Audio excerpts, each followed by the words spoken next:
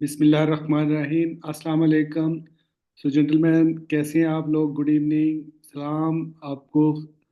और उम्मीद है इंशाल्लाह आप लोग खैरियत से होंगे और मेरी आवाज़ भी आप तक क्लियरली इंशाल्लाह पहुंच रही होगी। काइंडली मुझे फीडबैक दे दें, मिस्टर समर।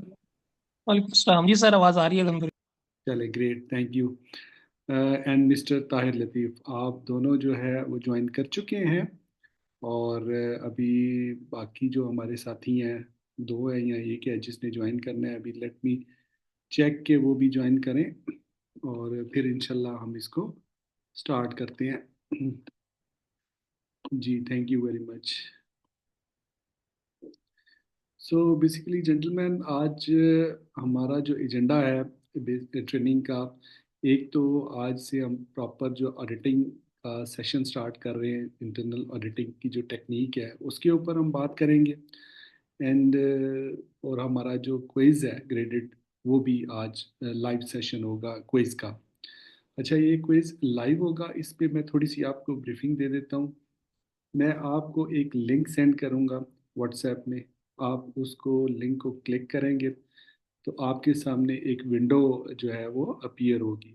ठीक है, जिसमें वो कहेगा जी कि आप इसमें 4 डिजिट कोड एंटर करें।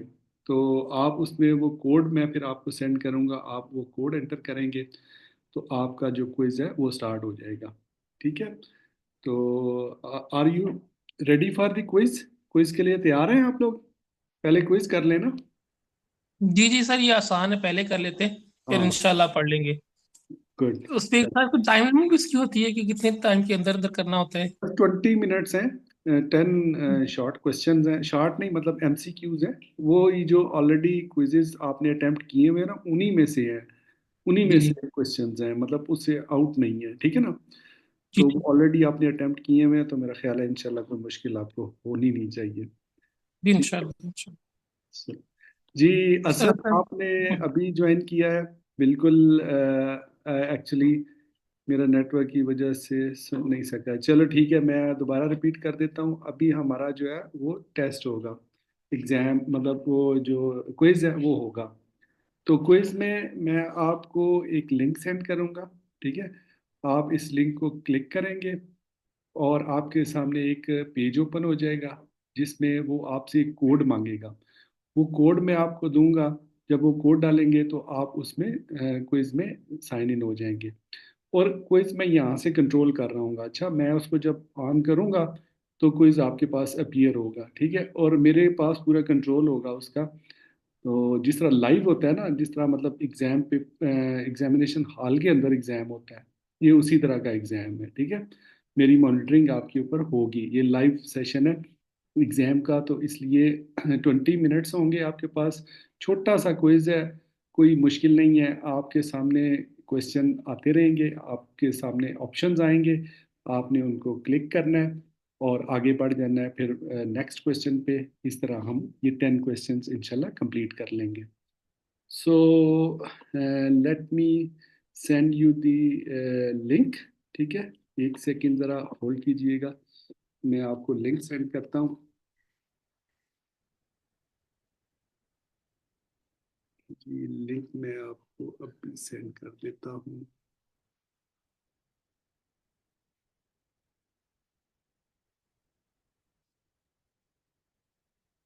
ये आपको व्हाट्सएप में मिलेगा लिंक। ठीक है, व्हाट्सएप ग्रुप के अंदर।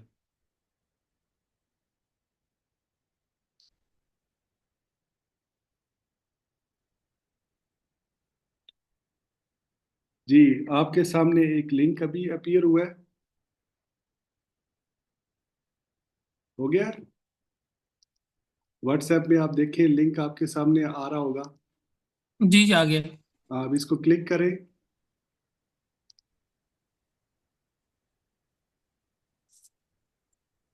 उससे मैंने क्लिक कर लिया है और वो आगे आ गया, कोड पर आ गया। बाकी साथी हाँ से पूछते हैं। हाँ, कोड मैं अभी आपको कोड सेंड करता हूँ, बाकी लोग भी कर लेना उसको। तो फिर मैं कोड सेंड करता हूँ आपको।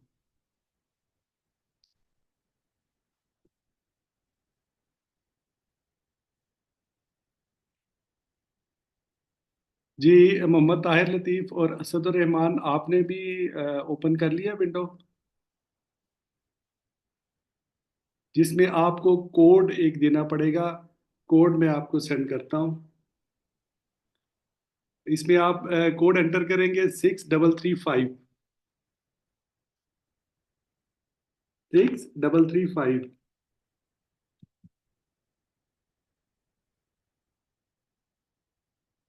कोड है 6335।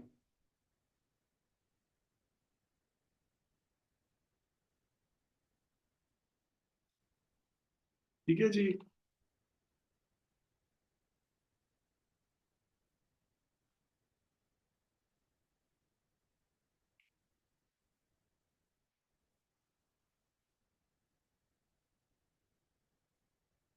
एंटर किया है आप लोगों ने? सर मेरे पास तो सही चल यस रहा है। सर, बिल्कुल। मेरे पास सर चल रहा है। फर्स्ट एमसीक्यूज मैंने अटेम्प्ट किया। अच्छा चलें। सर असल से भी चेक कर लें। सही है। असद, आप भी जरा काइंडली मुझे ब्रीफ करें, ताकि अगर आपने जी अटेम्प्ट सर, कर लिया। जी सर, ओपन हो गया। ओपन हो गया, ठीक हो गया। सही है।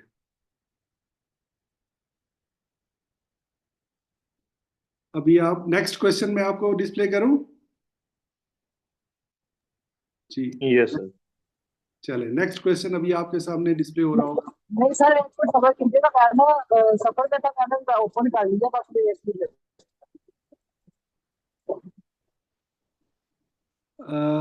अब आपने अटेम्प्ट नहीं किया पहला क्वेश्चन, असद? नहीं सर, अभी नहीं किया। यार, आपको करना चाहिए था ना।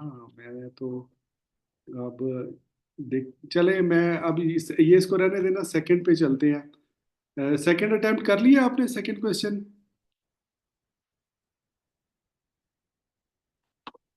सेकंड अटेम्प्ट करें। उसके स्क्रीन भी डिस्प्ले हो रही होगी और आपका मतलब है कि वो भी आ रहा होगा। सर ये अटेम्प्ट करने के बाद सबमिट का बटन तो बना लाजमी तो नहीं है ना? नहीं नहीं, सबमिट सर मेरे पास बटन दबाएंगे ना आप? ब्राउजिंग हो रही है बस। हैं? सर सिर्फ सर्चिंग हो रही है, मतलब सर्चिंग हो रही है, अगला इसका फील्ड नहीं आया। मतलब ये है कि आपका नेटवर्क शायद स्लो है। चलें, थोड़ा वेट कर लेते हैं। आ जाएगा अभी आपके सामने। वैसे सर सर सेकंड। 5, आज ना जैद का नेटवर्क यहाँ पे खराब है, मुझे 5 मिनट दे देना, घर पहुंचने वाला। अच्छा, तो देखें, ट्राई करें इसको। अगर सेकंड क्वेश्चन आपके पास तो समर, और आपके पास ताहिर, आपके पास तो अपीयर हो रहा है ना?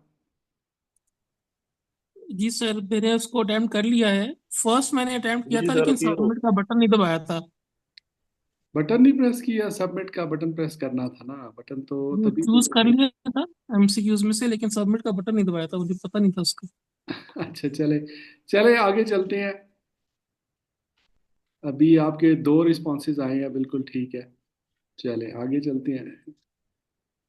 नेक्स्ट।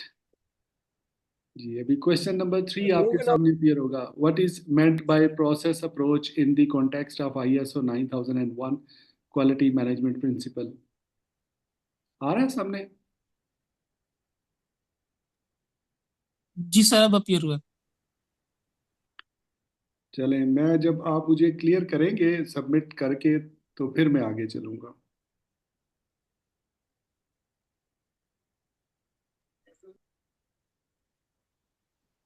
मैंने सबमिट कर दिया। राइट। जी समर, आप बताएंगे तो फिर मैं आगे।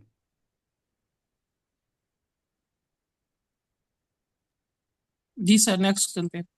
चले ठीक है। हाँ बिल्कुल, दोनों के रिस्पॉन्सेज आ गए हैं, ठीक है। अच्छा जी। ठीक है, नेक्स्ट चलते हैं, दोनों करेक्ट है माशा। अच्छा चले आगे चलते हैं। अच्छा जी, what type of objective should be established according to class 6.2? इसमें चार ऑप्शंस हैं, आप सेलेक्ट करें।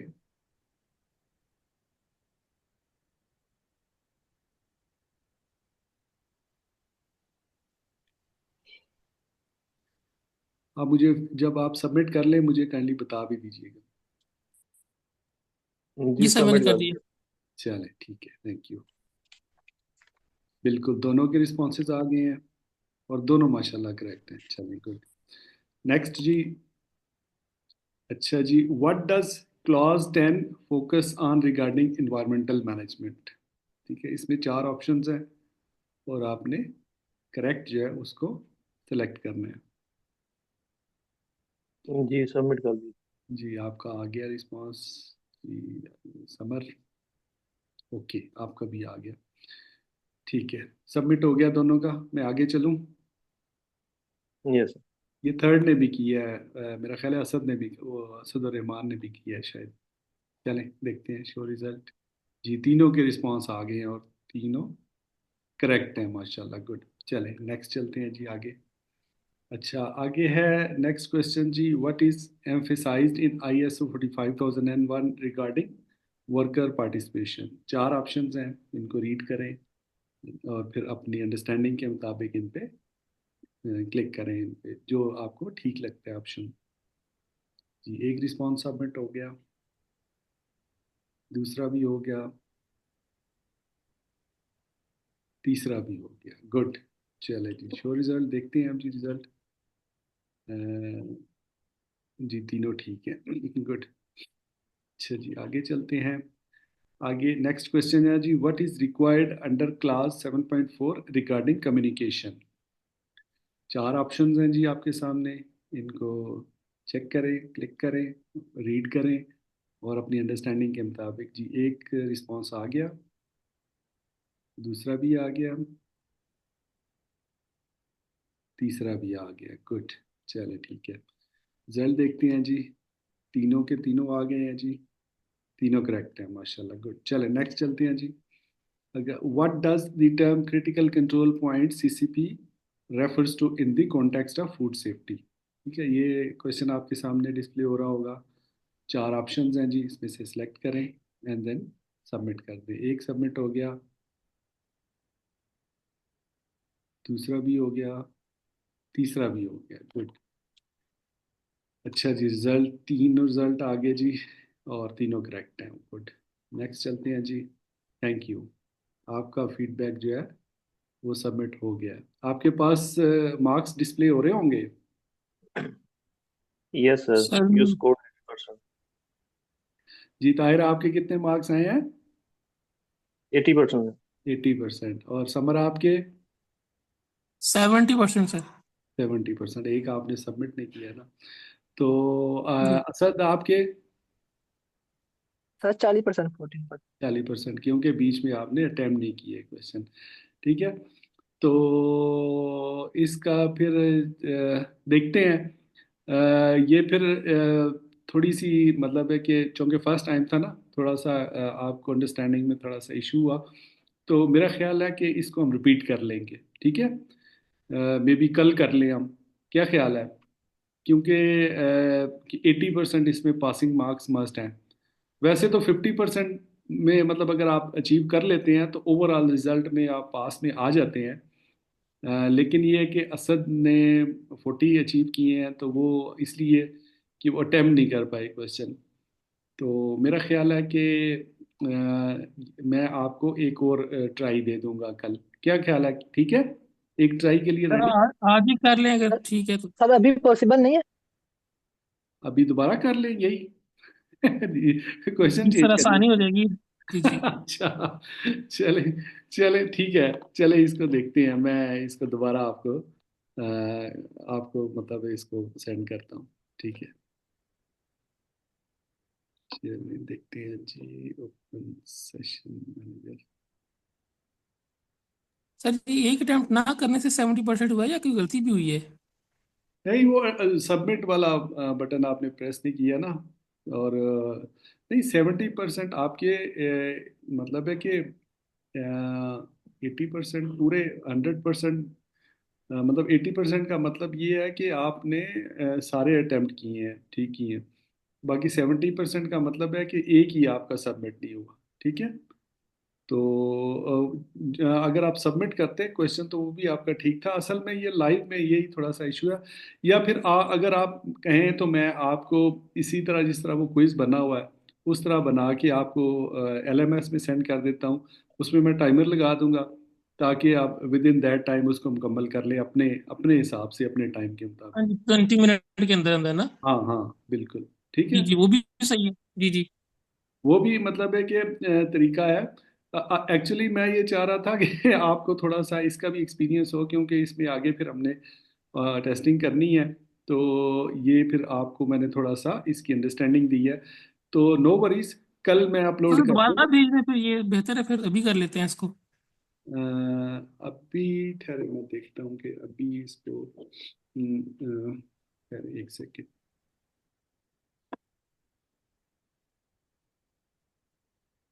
अभी अगर आप उस लिंक को दोबारा क्लिक करें, इसको बंद करके ना विंडो को, तो दोबारा क्लिक करें लिंक को और दोबारा कोड एंटर करें उसमें।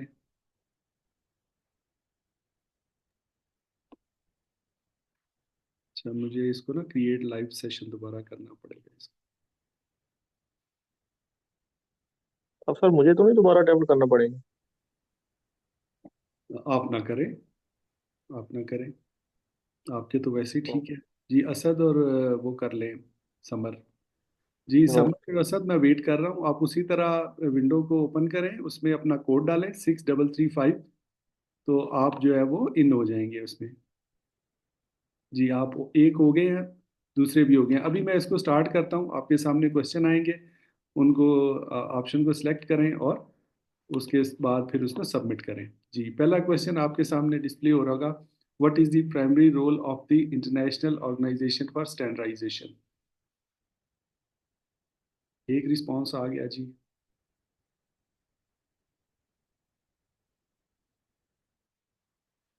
जी सर मैंने भी नहीं किया, 1 मिनट दीजिए बस। हाँ हाँ, कोई मसला नहीं। जब आप सबमिट करेंगे तब मैं आगे चलूंगा। टाइम बहुत है हमारे पास, कोई इशू नहीं है। आप इजी होके करें।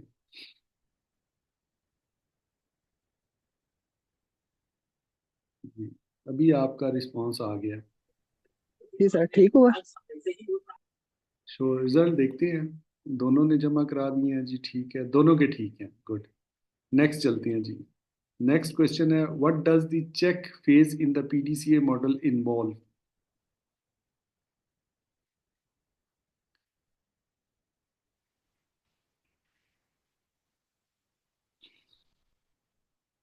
जी दोनों के रिस्पांस आ गए हैं, चलें आगे जी। ठीक है, शो रिजल्ट देखते हैं जी। रिजल्ट आ गए हैं दोनों के, और दोनों करेक्ट हैं, वेरी गुड। नेक्स्ट चलते हैं जी। अच्छा, what is the purpose of the high level structure in ISO standards?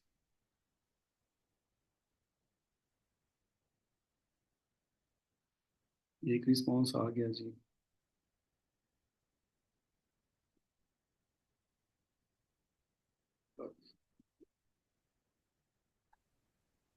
दूसरा भी आ गया, गुड। चलें, शो रिजल्ट देखते हैं जी। दोनों आगे रिस्पांस, दोनों करेक्ट हैं। नेक्स्ट चलते हैं जी। According to class 4 of the ISO 9001 2015 standard, what does understanding the needs and expectation of the interested parties entails? इसका क्या मतलब है? ऑप्शंस हैं आपके पास, उनमें से सेलेक्ट करें।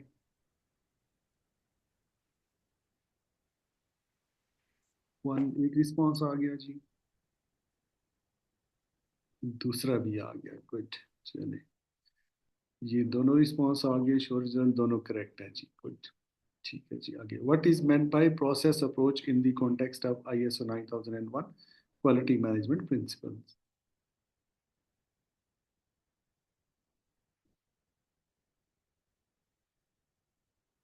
जी एक रिस्पांस आ गया, दूसरा भी आ गया, गुड। चलें जी, दोनों करेक्ट है, माशाल्लाह, गुड। अच्छा आगे चलते हैं जी। What type of objectives should be established according to the class 6.2? एक भी आ गया रिस्पांस।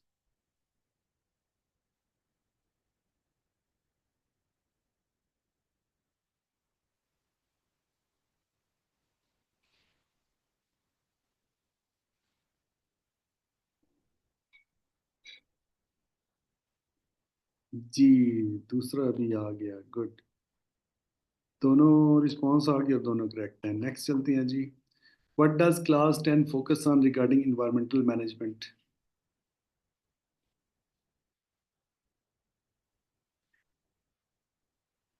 एक रिस्पॉन्स आ गया, दूसरा भी आ गया। सारे इन सब के आंसर बी ही क्यों बन रहे हैं? कुछ हैं? मसला तो नहीं? इन सब के आंसर बी है। मैं छह कर चुका हूँ ना।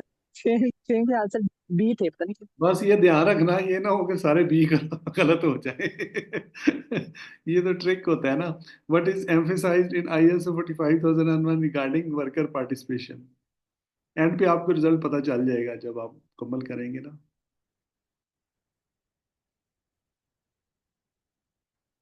एक रिस्पॉन्स आ गया जी,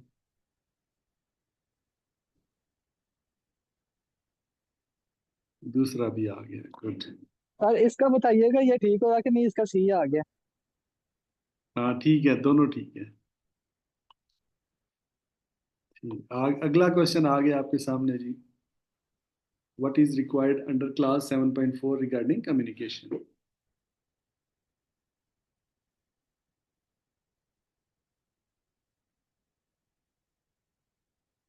जी, एक आ गया रिस्पॉन्स,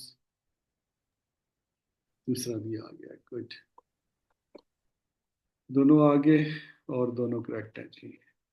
अच्छा, what does the term critical control points refer to in the context of food safety? एक रिस्पॉन्स आ गया जी, दूसरा भी आ गया, good। सर ये रिपीट हो गया। चले, दोनों आगे और दोनों correct. Thank you very much. अभी आपके पास आ रहा होगा, आपका रिजल्ट भी आ रहा होगा। सर अल्हम्दुलिल्लाह 100%। चलें, गुड। और आपका? सर मैं भी sir 100%। Well done, well done, जबरदस्त, ठीक हो गया। चलें, ये हमारी एक्टिविटी होगी कंप्लीट। ठीक है जी। सो आपके 10 के 10 मार्क्स तीनों के मुकम्मल हो गए इसमें।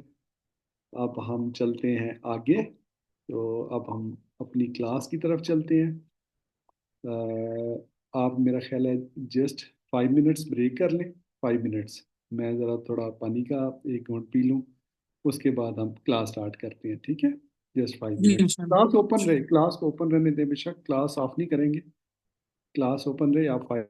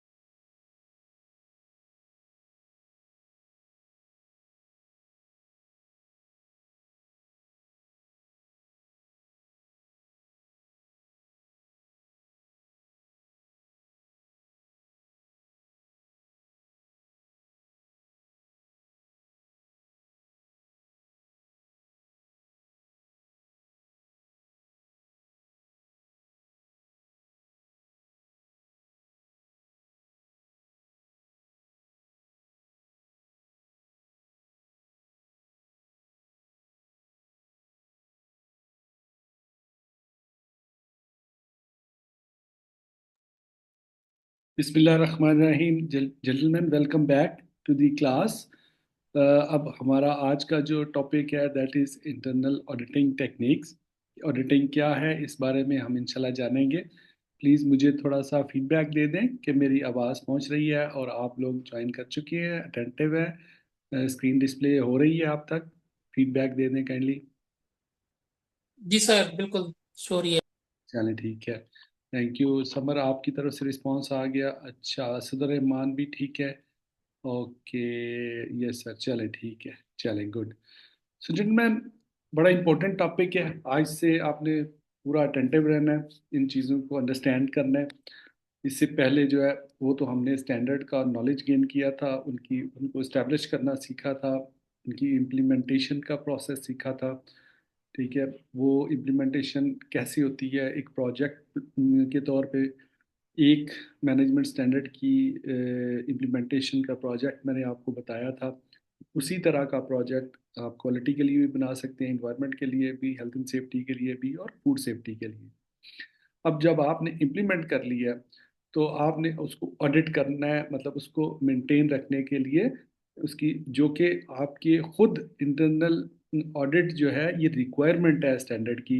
कौन सी क्लास है जो कि कहती है कि इंटरनल ऑडिटिंग आपने लाजमी करनी है। हाँ, तमाम स्टैंडर्ड्स के अंदर एक स्पेसिफिक क्लास है। कौन सी क्लास है, काइंडली मुझे बताइएगा। समर, आप बताएंगे कि कौन सी क्लास है जो इंटरनल ऑडिटिंग से रिलेटेड है, जो सर क्लास। 9 नंबर।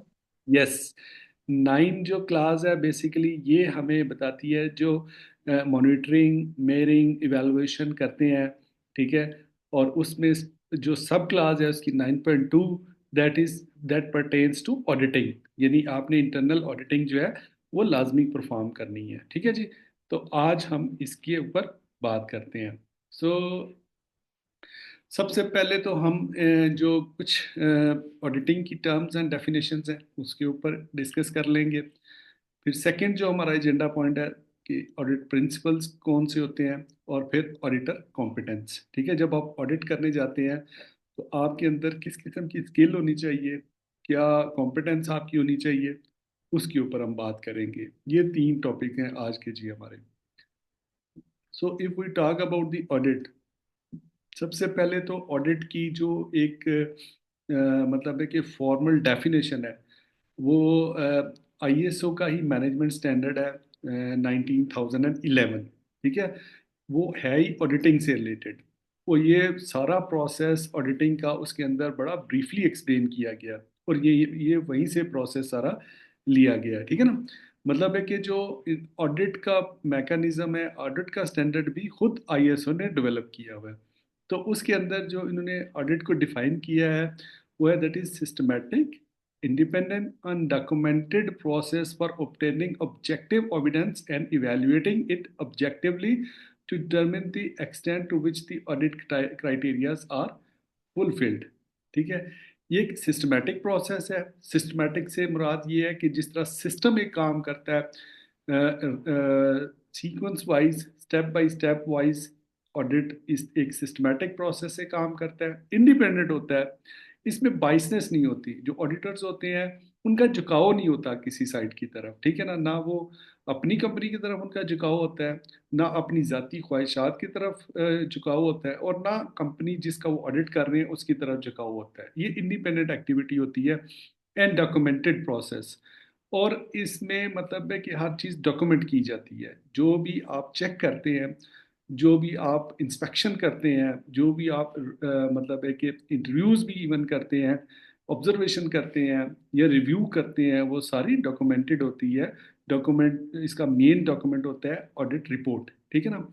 सो ऑब्टेनिंग ऑब्जेक्टिव एविडेंस, इसका सारे प्रोसेस का जो मकसद होता है कि आपने जो भी मैनेजमेंट स्टैंडर्ड आप ऑडिट कर रहे हैं, जो भी मैनेजमेंट सिस्टम आप ऑडिट कर रहे हैं, उसमें जितनी भी क्लॉजेज हैं और उनकी जो सब क्लासेज हैं उनके अगेंस्ट आपने ऑब्जेक्टिव एविडेंस अचीव करने होते हैं। ठीक है ना, अगर तो आपको वो एविडेंस मिल गया तो आप अपनी रिपोर्ट के अंदर उसको लिखेंगे कि क्राइटेरिया मेट। ठीक है, अगर वो एविडेंस आपको नहीं मिला तो आप उसमें लिखेंगे क्राइटेरिया नॉट मेट। तो जब एंड पे हम ऑडिट रिपोर्ट बनाना सीखेंगे तो उसमें ये कैसे चेकलिस्ट बनती है वो मैं इंशाल्लाह आपको डिटेल से ब्रीफ करूंगा, ठीक है। यहाँ पे सिर्फ आपने 3 मेन चीज़ें समझनी है। एक तो ये सिस्टमेटिक प्रोसेस है, इंडिपेंडेंट होता है, डॉक्यूमेंटेड होता है क्योंकि ऑडिट रिपोर्ट बनती है, और एविडेंस बेस्ड होता है, ठीक है। और क्या किया जाता है कि जो क्राइटेरिया इस मैनेजमेंट स्टैंडर्ड के अंदर आपको दिया गया है, मसलन आप क्वालिटी मैनेजमेंट स्टैंडर्ड का ऑडिट कर रहे हैं या हेल्थ एंड सेफ्टी का कर रहे हैं, वो जो क्लॉज स्ट्रक्चर है उसका वो बेसिकली रिक्वायरमेंट्स है, वो क्राइटेरिया है उसका, ठीक है ना। उस क्राइटेरिया को आपने फुलफिल करना होता है। अब अगर हम टाइप्स की बात कर लें कि ऑडिट कितनी टाइप्स के होते हैं, तो इसमें एक इंटरनल ऑडिट्स होते हैं, फिर sometimes called first party audits are conducted by or on behalf of the organisation itself. मसलन अगर आप एक कंपनी के एम्प्लॉई हैं, चाहे आप हेल्थ एंड सेफ्टी मैनेजर हैं, चाहे आप क्वालिटी मैनेजर हैं, चाहे आप इन्वायरमेंटल मैनेजर हैं, चाहे आप मतलब है कि फूड सेफ्टी मैनेजर हैं वहाँ पे, या इवन के प्रोडक्शन मैनेजर भी हैं, और अगर आपके पास ये क्वालिफिकेशन मौजूद है ऑडिटिंग की, अब देखें ना, ऑडिटिंग की ये सर्टिफिकेशन आप कर लेंगे ना, तो फिर आप अपने आप को डिस्प्ले कर सकते हैं कि जी ये क्वालिफिकेशन मेरे पास है, चाहे आप का रैंक कोई और भी हो, लेकिन आपके पास ये एक एडिशनल मतलब क्वालिफिकेशन आ गई है। अब मैनेजमेंट आपको कंसीडर कर सकती है, जब भी उन्होंने ऑडिटिंग करवानी होगी, इंटरनल ऑडिटिंग, तो वो आपको कंसीडर कर सकती है और आपको ये टास्क दे सकती है, क्योंकि after having this comprehensive training you can say yourself that you are competent to perform this activity, ठीक है जी।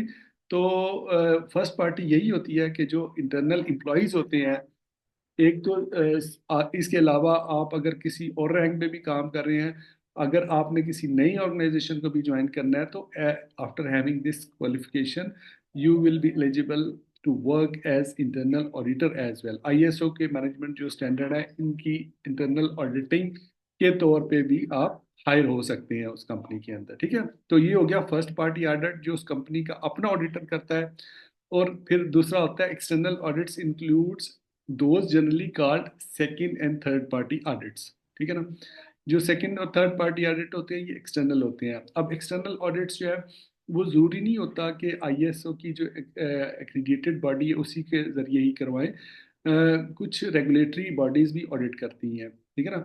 अब मतलब है कि जो आपके ऊपर फ़र्ज़ करें आप इन्वायरमेंटल मैनेजमेंट की ऑडिटिंग करना चाह रहे हैं, तो इन्वायरमेंटल मैनेजमेंट की जो रेगुलेटरी बॉडी है ईपीए, उनकी रिक्वायरमेंट हो सकती है, या आपका कोई कंट्री में ला हो सकता है कि आप अपनी मतलब है कि ऑर्गेनाइजेशन का 6 माह बाद, साल बाद ऑडिट करवाएं, ठीक है। तो इसको कहते हैं सेकेंड पार्टी ऑडिट, ठीक है, जो कि एक्सटर्नल होता है। और फिर एक होता है थर्ड पार्टी ऑडिट जो कि स्पेसिफिक होता है आपकी सर्टिफिकेशन से रिलेटेड, जिसको जो परफॉर्म करते हैं वो लीड ऑडिटर होते हैं, ठीक है। वो मतलब है कि आईएसओ की जो एक्रीडिएटेड ऑडिटिंग फर्म्स होती हैं, ठीक है ना। आपने अक्सर यहाँ भी प्राइवेट फर्म सुनी होंगी, मतलब है कि काफ़ी अच्छी अच्छी फर्म्स मौजूद हैं जो फाइनेंशियल ऑडिट्स करती हैं। इसी तरह जो आईएसओ के मैनेजमेंट स्टैंडर्ड्स हैं, इनके लिए भी फर्म्स बनी हुई हैं, कंपनीज बनी हुई हैं, ठीक है। और उसके अंदर उन्होंने ऑडिटर्स हायर किए होते हैं जिनके पास ये आईएसओ मैनेजमेंट स्टैंडर्ड्स की क्वालिफिकेशंस होती हैं, सर्टिफिकेशंस होती हैं, वो बेसिकली उसमें काम कर रहे होते हैं, और वो फुल टाइम ऑडिटर होते हैं, ठीक है। अब एक्सटर्नल ऑडिटर जो आईएसओ की एक्रीडिएटेड बॉडी जो है, उसके जो पैनल पे जो ऑडिटर होगा वो फुल टाइम ऑडिटर होगा, क्योंकि उनको कंटिन्यूसली ऑडिट परफॉर्म करने होते हैं, कभी एक कंपनी में, कभी दूसरी कंपनी में, कभी तीसरी कंपनी में। तो वो कंपनी उनको बेसिकली पूरा उनका ऑडिट जो है वो मैनेज करती है, उसका प्लान बना के देती है जी कि फ़लाँ माह में आपने फ़लाँ कंपनी का ऑडिट करना है, इसके मैनेजमेंट स्टैंडर्ड का फ़लाँ मंथ में आपने फ़लाँ डेज़ में ये इस कंपनी का ऑडिट करना है, क्योंकि जो कंपनीज होती हैं उनके पास डिमांड्स आ रही होती हैं, उसके मुताबिक फिर जो उनके पास ऑडिटर्स होते हैं तो वो उनके स्केड्यूल्स बन जाते हैं, उनके ऑडिट प्लान बन जाते हैं, ठीक है ना, पूरे साल के। तो उसमें फिर वो लोग लगे रहते हैं, वो फुल टाइम ऑडिटर्स होते हैं। लेकिन जो इंटरनल ऑडिटर्स होते हैं ये फुल टाइम ऑडिटर्स नहीं होते, मतलब आप ऑडिट के दौरान फिर तो ऑडिट परफॉर्म करते हैं, अदरवाइज आप अपना कोई दूसरी जो स्पेसिफिक आपकी रिस्पॉन्सिबिलिटी होती है वो भी कर रहे होते हैं।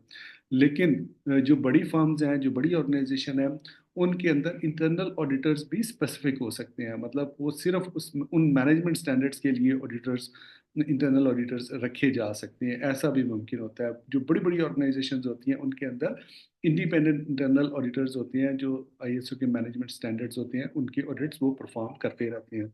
क्योंकि उनके ऑफिसेज काफ़ी ज़्यादा होते हैं, उनका स्कोप काफ़ी बड़ा होता है, तो बाज़ का वो किसी एक डिपार्टमेंट का ऑडिट कर रहे होते हैं, फिर वो कभी दूसरे डिपार्टमेंट का कर रहे होते हैं, मतलब वो अपने स्कोप को श्रिंक कर लेते हैं। अगर एक कंपनी है, ग्लोबल प्रेजेंस है उनकी, मुख्तलिफ मुल्कों में उनकी लोकेशंस हैं, तो वो ज़ाहिर है पूरे दुनिया में तमाम कंपनीज को एक स्कोप में ला के तो ऑडिट नहीं कर परफॉर्म कर सकेंगे वो, बल्कि फिर उसको डिवाइड कर लेते हैं जी कि फ़लाँ मंथ में इस कंट्री के अंदर ऑडिट होगा, फ़लाँ मंथ इस कंट्री में, जिनका मतलब वॉल्यूम बहुत बड़ा होता है।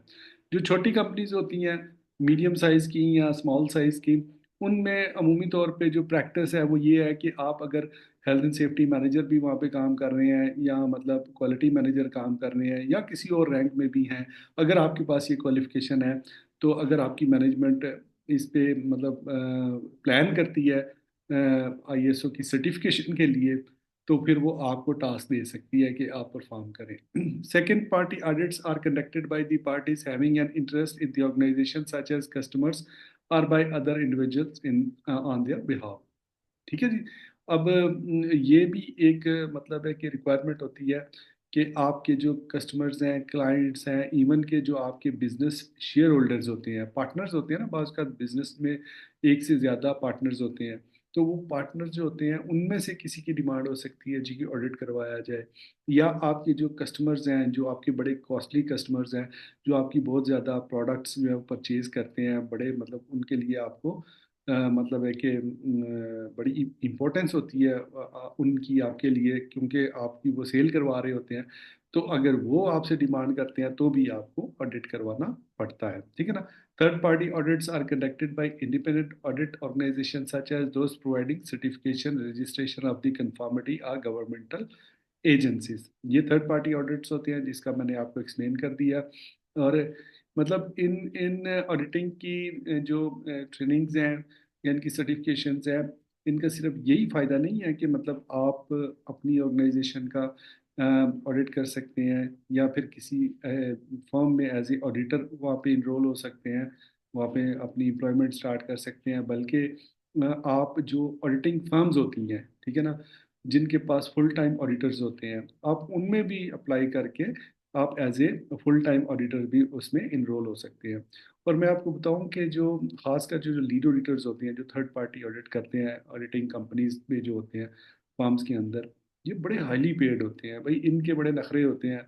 इनको कंपनीज जो हैं वो ट्रैवल कॉस्ट भी मुख्तलिफ मुल्कों में इनको भेजेगी, मुख्तलिफ जगहों पे मुख्तलिफ लोकेशंस के ऊपर ये जाते रहते हैं, इनकी सारी कॉस्ट, इनकी लिविंग, ये वो सारा कुछ सैलरीज वगैरह सब कंपनी के ऊपर, क्योंकि कंपनी जब ऑडिटिंग फर्म जो होती है वो कॉन्ट्रैक्ट करती है उस ऑडिटी के साथ, उस ऑर्गेनाइजेशन के साथ जिनका उन्होंने ऑडिट करना होता है, और वो जो फर्म होती है जिसका ऑडिट किया जाता है वो पे करती है उस फर्म को, ठीक है ना। अब उसी में से फिर वो मतलब उनको सैलरीज देते हैं, उनके पर्क्स होते हैं, तो अच्छे खासे जो है ना उनके मिलियंस में उनकी सैलरीज होती हैं। तो जो ऑडिटर्स होते हैं बड़े नखरे वाले होते हैं, अच्छी खासी इनकी डिमांड है। अच्छा जी, आगे चले। आगे हम बात कर लेते हैं, चूंकि टर्म्स एंड डेफिनेशंस की बात कर रहे हैं, ऑडिट प्रोग्राम क्या होता है? Arrangements for a set of one or more audits plan for a specific time frame and directed towards a specific purpose. ठीक है ना। मतलब आपने मिसाल के तौर पे अपना अपनी फर्म का एक ऑडिट प्रोग्राम बनाया हुआ है, जिसमें आपने ये डिसाइड करना है जी कि मतलब हमारा ऑडिट किस किस टाइम पे होगा। मतलब हो सकता है आपने 3 माह बाद ऑडिट करना हो, 6 माह बाद करना हो, या साल बाद करना हो, या साल में एक ही करना हो, तो वो एक ऑडिट प्रोग्राम एक अमूमन ये भी होता है कि ये जो ऑडिट प्रोग्राम है, ये ऑडिट ऑडिट जो फर्म्स होती हैं ये बनाती हैं, ठीक है ना। और उसमें उस ऑडिटर, हर ऑडिटर का अपना अपना स्केड्यूल बनता है कि किस ऑडिटर ने किस कंपनी में जाना है, कब जाना है, किस माह में जाना है। तो वो ऑडिट प्रोग्राम जो पीछे ऑडिट प्रोग्राम को मैनेज करने वाली लीड टीम होती है वो कर रही होती है, और उसके मुताबिक ऑडिटर जो है वो अपनी अपनी एक्टिविटी कर रहे होते हैं, जहाँ जहाँ जिस जिस कंपनी में उन्होंने जाके अपनी परफॉर्मेंस देनी होती है, यानी ऑडिट करना होता है। उसके बाद ऑडिट स्कोप क्या होता है, ये जी इंपॉर्टेंट टर्म्स हैं जिनको अच्छी तरह अंडरस्टैंड करना ज़रूरी है आपके लिए। ऑडिट स्कोप क्या होता है, extent and boundaries of an audit. The audit scope generally includes a description of the physical and virtual location, functions, organizational units, activities and processes as well as the time period covered। ठीक है। आप जब ये audit scope जो है, ये जो जिस ऑडिट का फर्म का जिस फर्म का आप ऑडिट कर रहे होते हैं उसके साथ जो ऑडिटर होता है ना, वो प्लान करता है, या मतलब उसकी जो ऑडिट ऑडिट फर्म होती है वो मिलके प्लान करती है स्कोप। क्योंकि एक जिस कंपनी का आप ऑडिट करने कर रहे होते हैं, उस कंपनी की मैनेजमेंट की मर्जी होती है कि उन्होंने अपने स्कोप में क्या रखना है। ठीक है ना, मतलब उन्होंने अपने स्कोप में किस एक्टिविटी को शामिल करना है, किस डिपार्टमेंट को शामिल करना है, किस लोकेशन को शामिल करना है, ठीक है ना, किस यूनिट को शामिल करना है। ये उनकी मतलब है कि मर्जी होती है, और आप उसी का ऑडिट करते हैं जिसका फिर आपकी ऑर्गेनाइजेशन आपको बताती है कि जी ये स्कोप है ऑडिट का, आप स्कोप से कभी भी बाहर नहीं जाते। मसलन अगर आपकी ऑर्गेनाइजेशन ने स्कोप डिसाइड किया है जी कि आपने प्रोडक्शन डिपार्टमेंट का ऑडिट करना है, और क्वालिटी का मतलब प्रोडक्शन डिपार्टमेंट में क्वालिटी मैनेजमेंट सिस्टम का ऑडिट करना है, तो आप एचआर के डिपार्टमेंट में जाके उनका ऑडिट शुरू नहीं कर देंगे। हाँ, जहाँ पे मतलब उनके डॉक्यूमेंट्स की ज़रूरत पड़ेगी क्वालिटी से रिलेटेड, मतलब क्या स्टाफ की ट्रेनिंग हुई है, वो आप उनसे डॉक्यूमेंट्स मंगवा सकते हैं, लेकिन ऑडिट आप उस स्कोप के अंदर रह के करेंगे जो आपने पहले डिफाइन कर लिया होता है। ठीक है ना।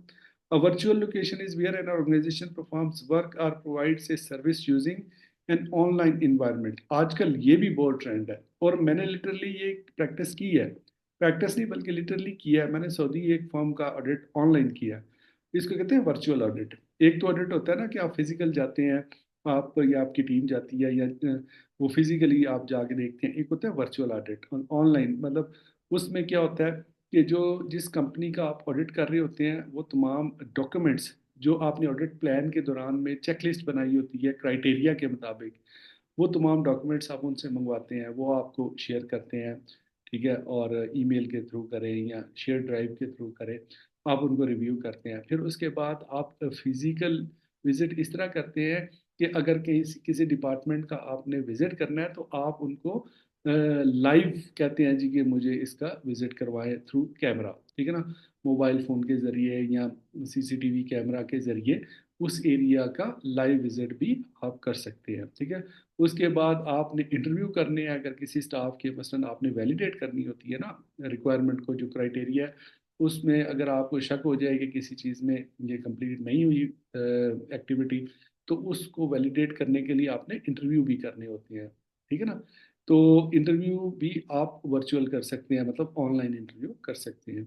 तो ये ट्रेंड आजकल काफ़ी मतलब है कि आम हो रहा है, अभी इतना हुआ नहीं है, लेकिन खासकर जो यूरोप के कंट्रीज़ हैं इनमें तो ये वर्चुअल ऑडिट की काफ़ी जो है वो बढ़ चुकी है इंटेंसिटी। हमारे जैसे मतलब अंडर डेवलप जो कंट्रीज़ हैं इसमें अभी ये ज़्यादा रवाज नहीं हुआ, पर बड़ी ऑर्गेनाइजेशन के अंदर ये वर्चुअल ऑडिट भी परफॉर्म हो रहे हैं।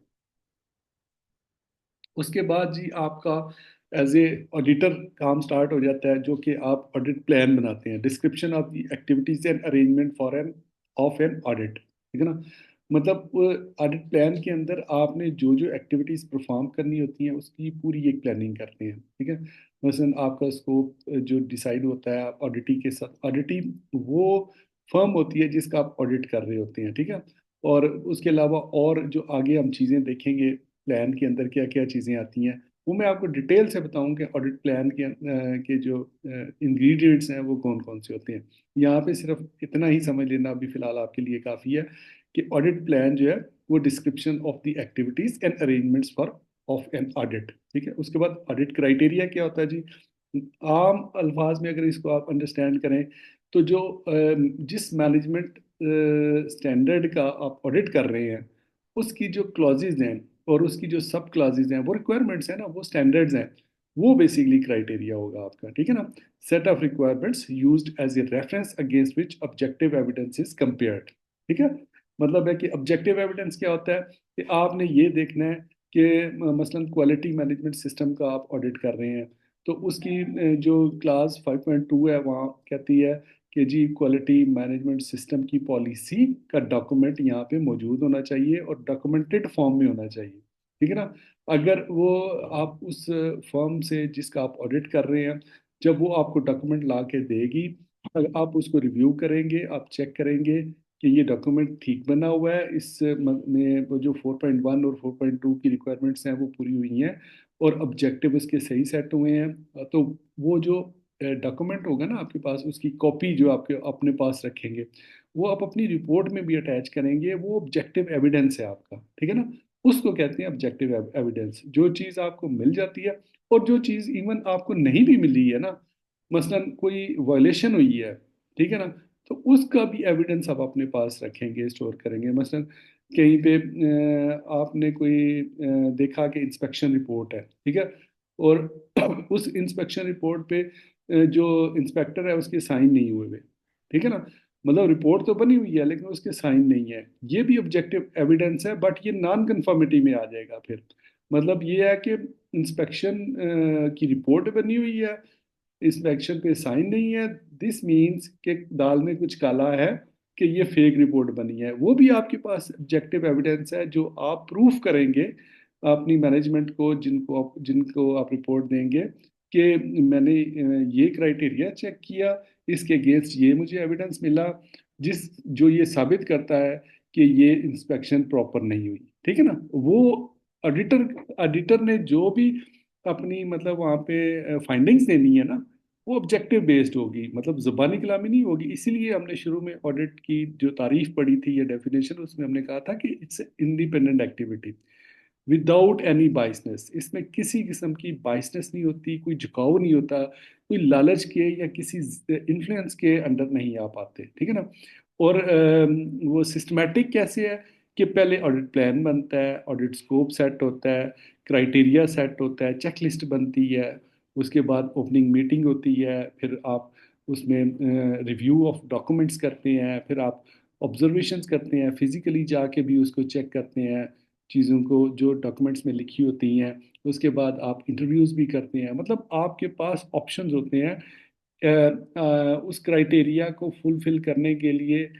आप डॉक्यूमेंट रिव्यू करें, अगर तो वो डॉक्यूमेंट रिव्यू में चीज़ें सारी ठीक हैं, तो फिर आप कहीं आपको शक हो गया तो आप फिजिकली जाके उसको वेरीफाई करेंगे, ठीक है ना। अगर वहाँ पे वेरिफिकेशन हो गई है तो आप इंटरव्यू भी कर सकते हैं अगर आपको शक हो गया, क्योंकि ऑडिटर के अंदर ये इंस्टिंक्ट होनी चाहिए, उसको थोड़ा इन्वेस्टिगेटिव मतलब नेचर का होना चाहिए। मतलब जिस तरह पुलिस वाले इन्वेस्टिगेशंस करते हैं, चीज़ों पे थोड़ा शक करते हैं, ठीक है ना, कि यार ये चीज़ मेरे पास आई है तो ये मतलब इस पे मुझे थोड़ा सा क्रॉस रेफरेंस करने की ज़रूरत है। इस पे मैं आपको एक एग्जांपल दे देता हूँ जो लाइव हमारे साथ हुई हुई है। मैं ये बात कर रहा हूँ कोई 2016 या 17 की। तो हम लोग ऑडिट कर रहे थे एक फर्म का, ठीक है ना। अब जब ऑडिट हम लोग कर रहे थे तो उनकी जो ब्रांच थी, उनकी जो उनका जो ऑफिस था, मतलब हेड ऑफिस के अंदर हम ऑडिट कर रहे थे, उसमें उनका एक प्रोसीजर था। उस प्रोसीजर ये था कि मतलब वो जब उसको ओपन करते थे तो उसकी ओपनिंग का एक प्रोसीजर था जिसमें कोड एक एक्सचेंज होता था, ठीक है। और ये उनके प्रोसीजर में लिखा हुआ था, ठीक है ना, मतलब उन्होंने अपने जो प्रोसीजर हमें प्रोवाइड किए डॉक्यूमेंट्स, उसके अंदर वो लिखा हुआ था, ठीक है ना। तो जब डॉक्यूमेंट्स हमारे पास आए तो वो जो कोड है उस प्रोसीजर में ये भी लिखा हुआ था कि वो कोड हर महीने चेंज होना चाहिए, ठीक है ना। अब वो पिछले पूरे 12 माह की रिपोर्ट्स उन्होंने हमारे सामने ला के रख दी, वो साइन भी हुए हुए थे, रिपोर्ट्स भी बनी हुई थी। उसमें फिर मैंने एक रैंडम मंथ चुना, ठीक है ना। तो मिसाल के तौर पे मैंने मई का महीना चुन लिया, ठीक है ना। और उसका वो एक लॉग रजिस्टर के ऊपर रिकॉर्ड मेंटेन करते थे कि इस डेट को फलां दो स्टाफ ने ये ब्रांच ओपन की है और आपस में कोड एक्सचेंज किया है, ठीक है ना। तो उसमें से मैंने एक डेट सेलेक्ट कर ली सैंपल के तौर पे, और मैंने देखा कि इस डेट को किस किस ने ब्रांच ओपन की है। दो स्टाफ का नाम लिखा हुआ था उसमें, एक फीमेल स्टाफ थी, एक मेल स्टाफ था। तो मैंने वो मुझे थोड़ा डाउट हुआ, मैंने कहा ये रिपोर्टें सारी करेक्ट हैं, साइन भी हुए हैं सारी, तो चलें सैंपल के तौर पे इसको वेरीफाई कर लेते हैं। तो मैंने उस लेडी को बुला लिया, ठीक है, मैंने उसको अपने पास बिठाया और उससे पूछा कि जी आपने लास्ट कब कोड चेंज किया था। वो कहती है जी कोड चेंज भी होता है, मुझे तो पता ही नहीं है। कंफ्यूज हो गई ना, मतलब है कि उसके साथ जिक्र नहीं हुआ हुआ था कि रिपोर्ट्स हमारे पास आ चुकी हैं ऑलरेडी। रिपोर्ट्स में लिखा हुआ था कि जी कोड चेंज हुआ हुआ है, जबकि जिसने उस दिन ब्रांच ओपन की है उसको पता ही नहीं है कि कोड चेंज भी होता है कि नहीं। उससे उसकी उसकी फिर मैंने स्टेटमेंट लिखवा ली उधर ही। मैंने कहा बीबी ये स्टेटमेंट है, इसमें लिखें आप कि मुझे नहीं पता कि ये कोड कब चेंज होता है और लास्ट टाइम कब हुआ। ठीक है ना। उसने लिख दिया। ठीक है, वो ऑपरेशन मैनेजर परेशान हो गया कि उसने तो जो है वो मतलब है कि सारी रिपोर्ट्स बना के मुझे दे दी, लेकिन जो ऑन ग्राउंड ऑब्जेक्टिव एविडेंस था उसका, वो उसको वैलिडेट नहीं कर रहा था, वो उसके अगेंस्ट था। तो वो ऑब्जर्वेशन हमने लिख ली उसकी ना, उस रिपोर्ट के अंदर एंड रिपोर्ट जब बनाई, वो ऑब्जर्वेशन लिखी। फिर वो ऑब्जर्वेशन की मतलब है कि काफ़ी उसके ऊपर बहस मुबाहिसा हुआ, उनकी मैनेजमेंट, हायर मैनेजमेंट तक वो बात गई। और देन फिर उन्होंने उसको करेक्ट किया और अपने स्टाफ के ऊपर एक डिसिप्लिनरी एक्शन भी लिया ऑपरेशन मैनेजर के ऊपर। तो उसके बाद फिर वो ऑब्जर्वेशन वहाँ से रिमूव हुई, यानी करेक्टिव एक्शन उसका हो गया। तो कहने का मकसद ये है कि ऑडिटर जो होता है ना, इसके पास काफ़ी अथॉरिटी होती है, पावर होती है। ठीक है। If the audit criteria are legal, including statutory or regulatory requirements, the words compliance or non-compliance are often used in an audit finding.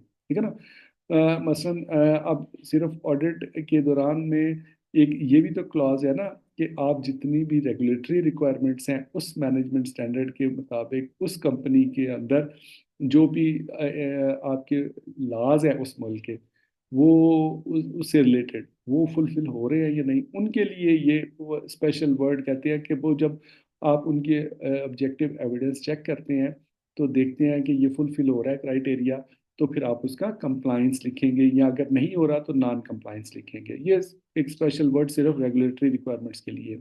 ठीक है। रिक्वायरमेंट्स में include policies, procedures, work instruction, legal requirements, contractual obligation etcetera.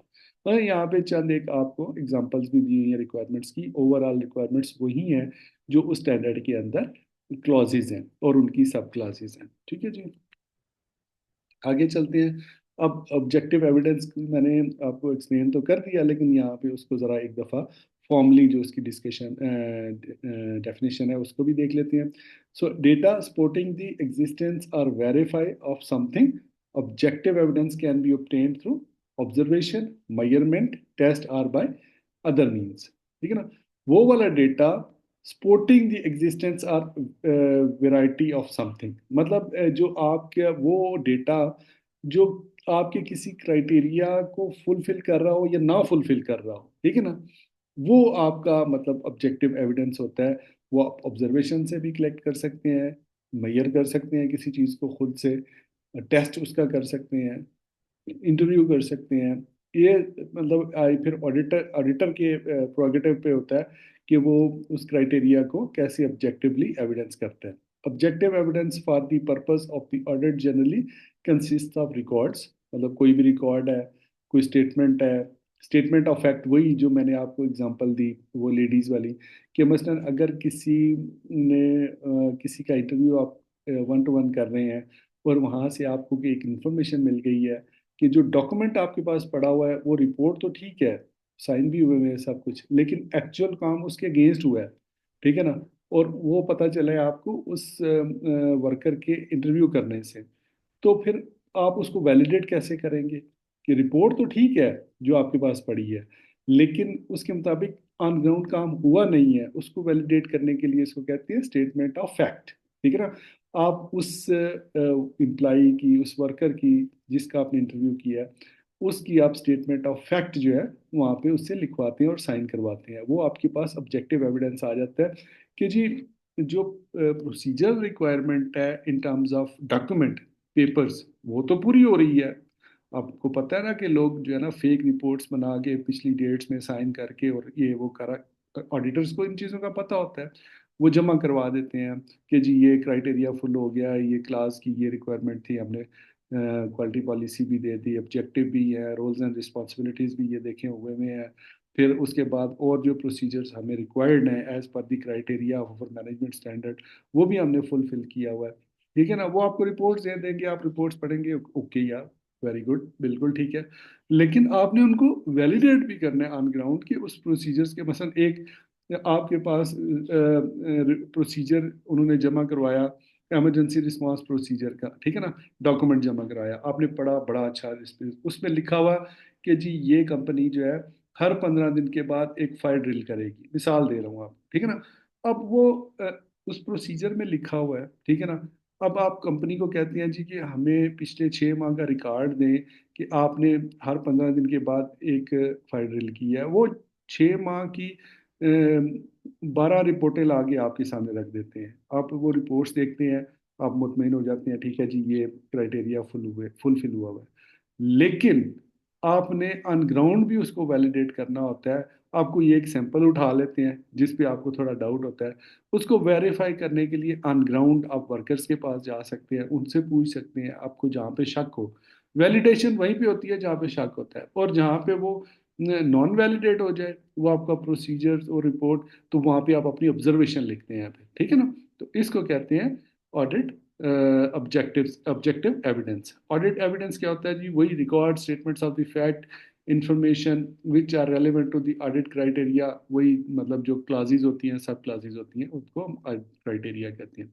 अब जब आप report बनाते हैं, मतलब आप अपनी पूरी एक्टिविटी करते हैं, तो एंड पे आप अपनी जब रिपोर्ट बनाते हैं तो उसमें आप अपनी फाइंडिंग्स लिखते हैं, results of the evaluation of the collected audit evidence against audit criteria. जो क्राइटेरिया आपने शुरू में बनाया उसके अगेंस्ट जो भी आपने रिजल्ट अचीव किए उनको ऑडिट फाइंडिंग्स कहते हैं। Audit findings indicate conformity or non-conformity. Audit findings can lead to the identification of risks, opportunities for improvement, or recording good practices, ठीक है ना। अब देखिए सिर्फ आपने मतलब एक, अगर एक आपने अच्छे प्रोफेशनल ऑडिटर की अप्रोच लेनी है ना, तो उसमें सिर्फ आपने उनकी खामियां ही नहीं पकड़नी, वो तो आपकी मेन ड्यूटी है कि मतलब वहाँ पे उनके जो वीक पॉइंट्स हैं उनको आइडेंटिफाई करना ही करना है आपने, और जो उनके रिस्क हैं। क्योंकि एक जो ऑडिट फर्म जो एक फर्म जो ऑडिट करवा रही होती है, उनका मकसद ये नहीं होता कि मतलब वो आप उनके ऊपर कोई पाबंदी लगा देंगे जी काम नहीं करना आगे से, क्योंकि आप तो आपकी तो कंपनी में बहुत रिस्क है।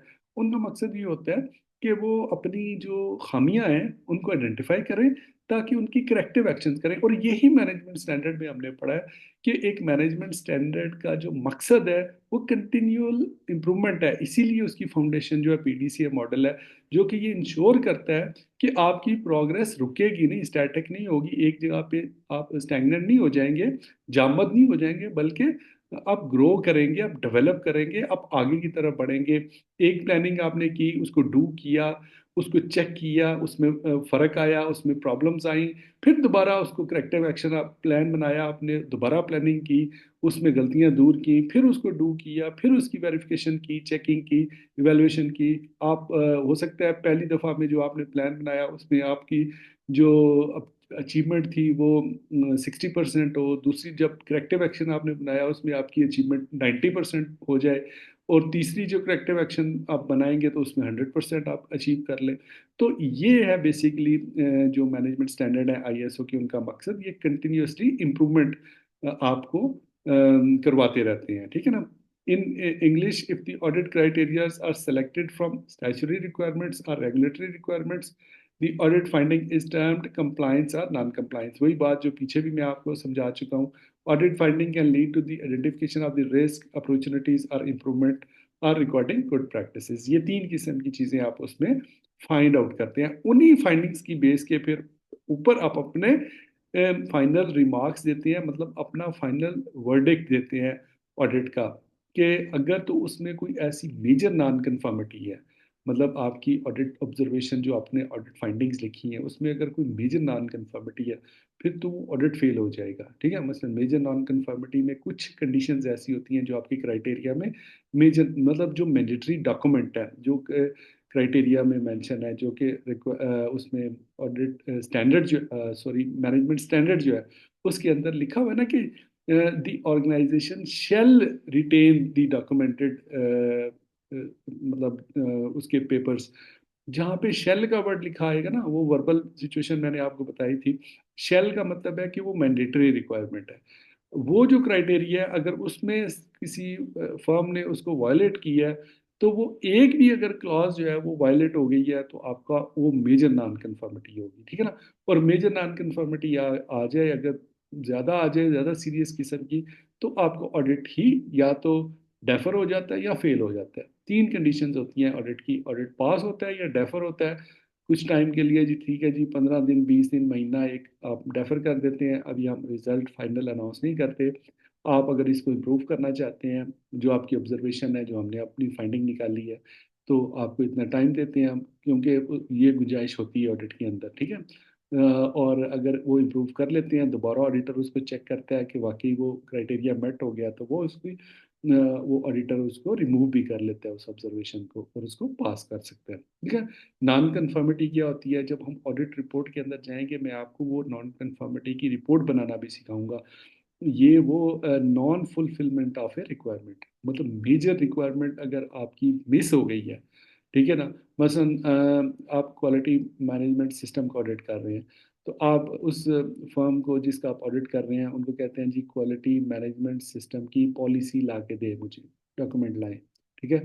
वो आपको नहीं ला के देते, वो कहते हैं जी हमारे पास ये डॉक्यूमेंट नहीं है, this is a major non conformity. इसी तरह आपने जब स्टैंडर्ड पढ़ा है, तो उसके अंदर बहुत सारी सिचुएशंस ऐसी हैं जहाँ पे लिखा हुआ है the the organization shall maintain these documented information। shall maintain का मतलब होता है mandatory requirements, ठीक है ना।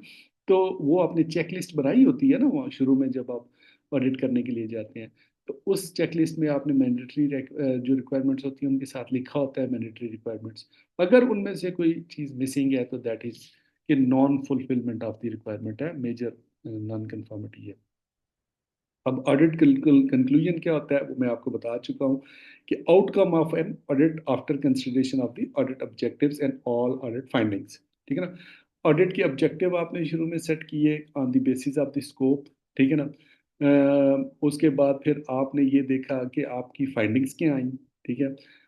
ऑडिट ऑब्जेक्टिव्स बेसिकली वो क्राइटेरिया होता है जिसको आपने अचीव करना होता है, ठीक है। और आपकी फाइंडिंग्स क्या आई, उसमें क्या तमाम क्राइटेरिया मेट हुआ या नहीं हुआ।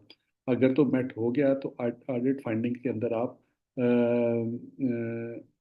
मतलब है कि उसको आप पास कर देंगे ऑडिट को, ठीक है जी।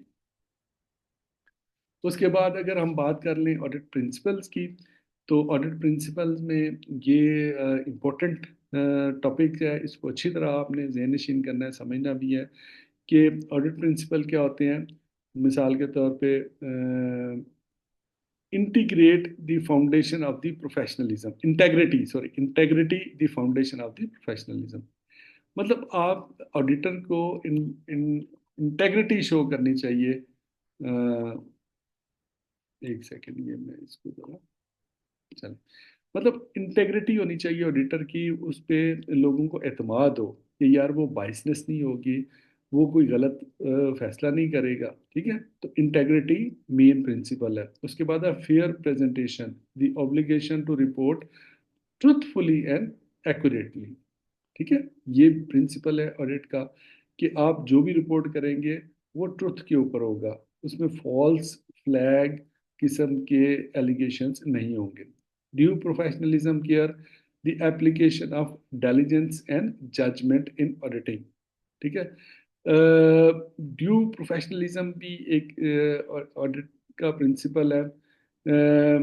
The application of diligence and judgement in auditing, जब आप अपनी मतलब है कि जजमेंट देंगे अपनी कंक्लूजन के ऊपर, तो उसमें आप फेयर तरीके से प्रोफेशनलिज्म का मुजाहरा करेंगे। उसमें मतलब आप ये नहीं देखेंगे कि ऑडिट रिपोर्ट तो आपकी डेफर हो रही है या फेल हो रही है, अचानक उस फर्म का बंदा आया, वो आपको कहता है यार मैंने आपके लिए जो है ना वो थाईलैंड का ट्रिप जो है ना बुक कर दी है, तो मेहरबानी करो ये, तो आप कहते हैं अच्छा यार ठीक है बस सही है, ओके कर देते हैं। That should not happen like this, ठीक है ना। उसके बाद ये कॉन्फिडेंशियलिटी, सिक्योरिटी ऑफ इंफॉर्मेशन।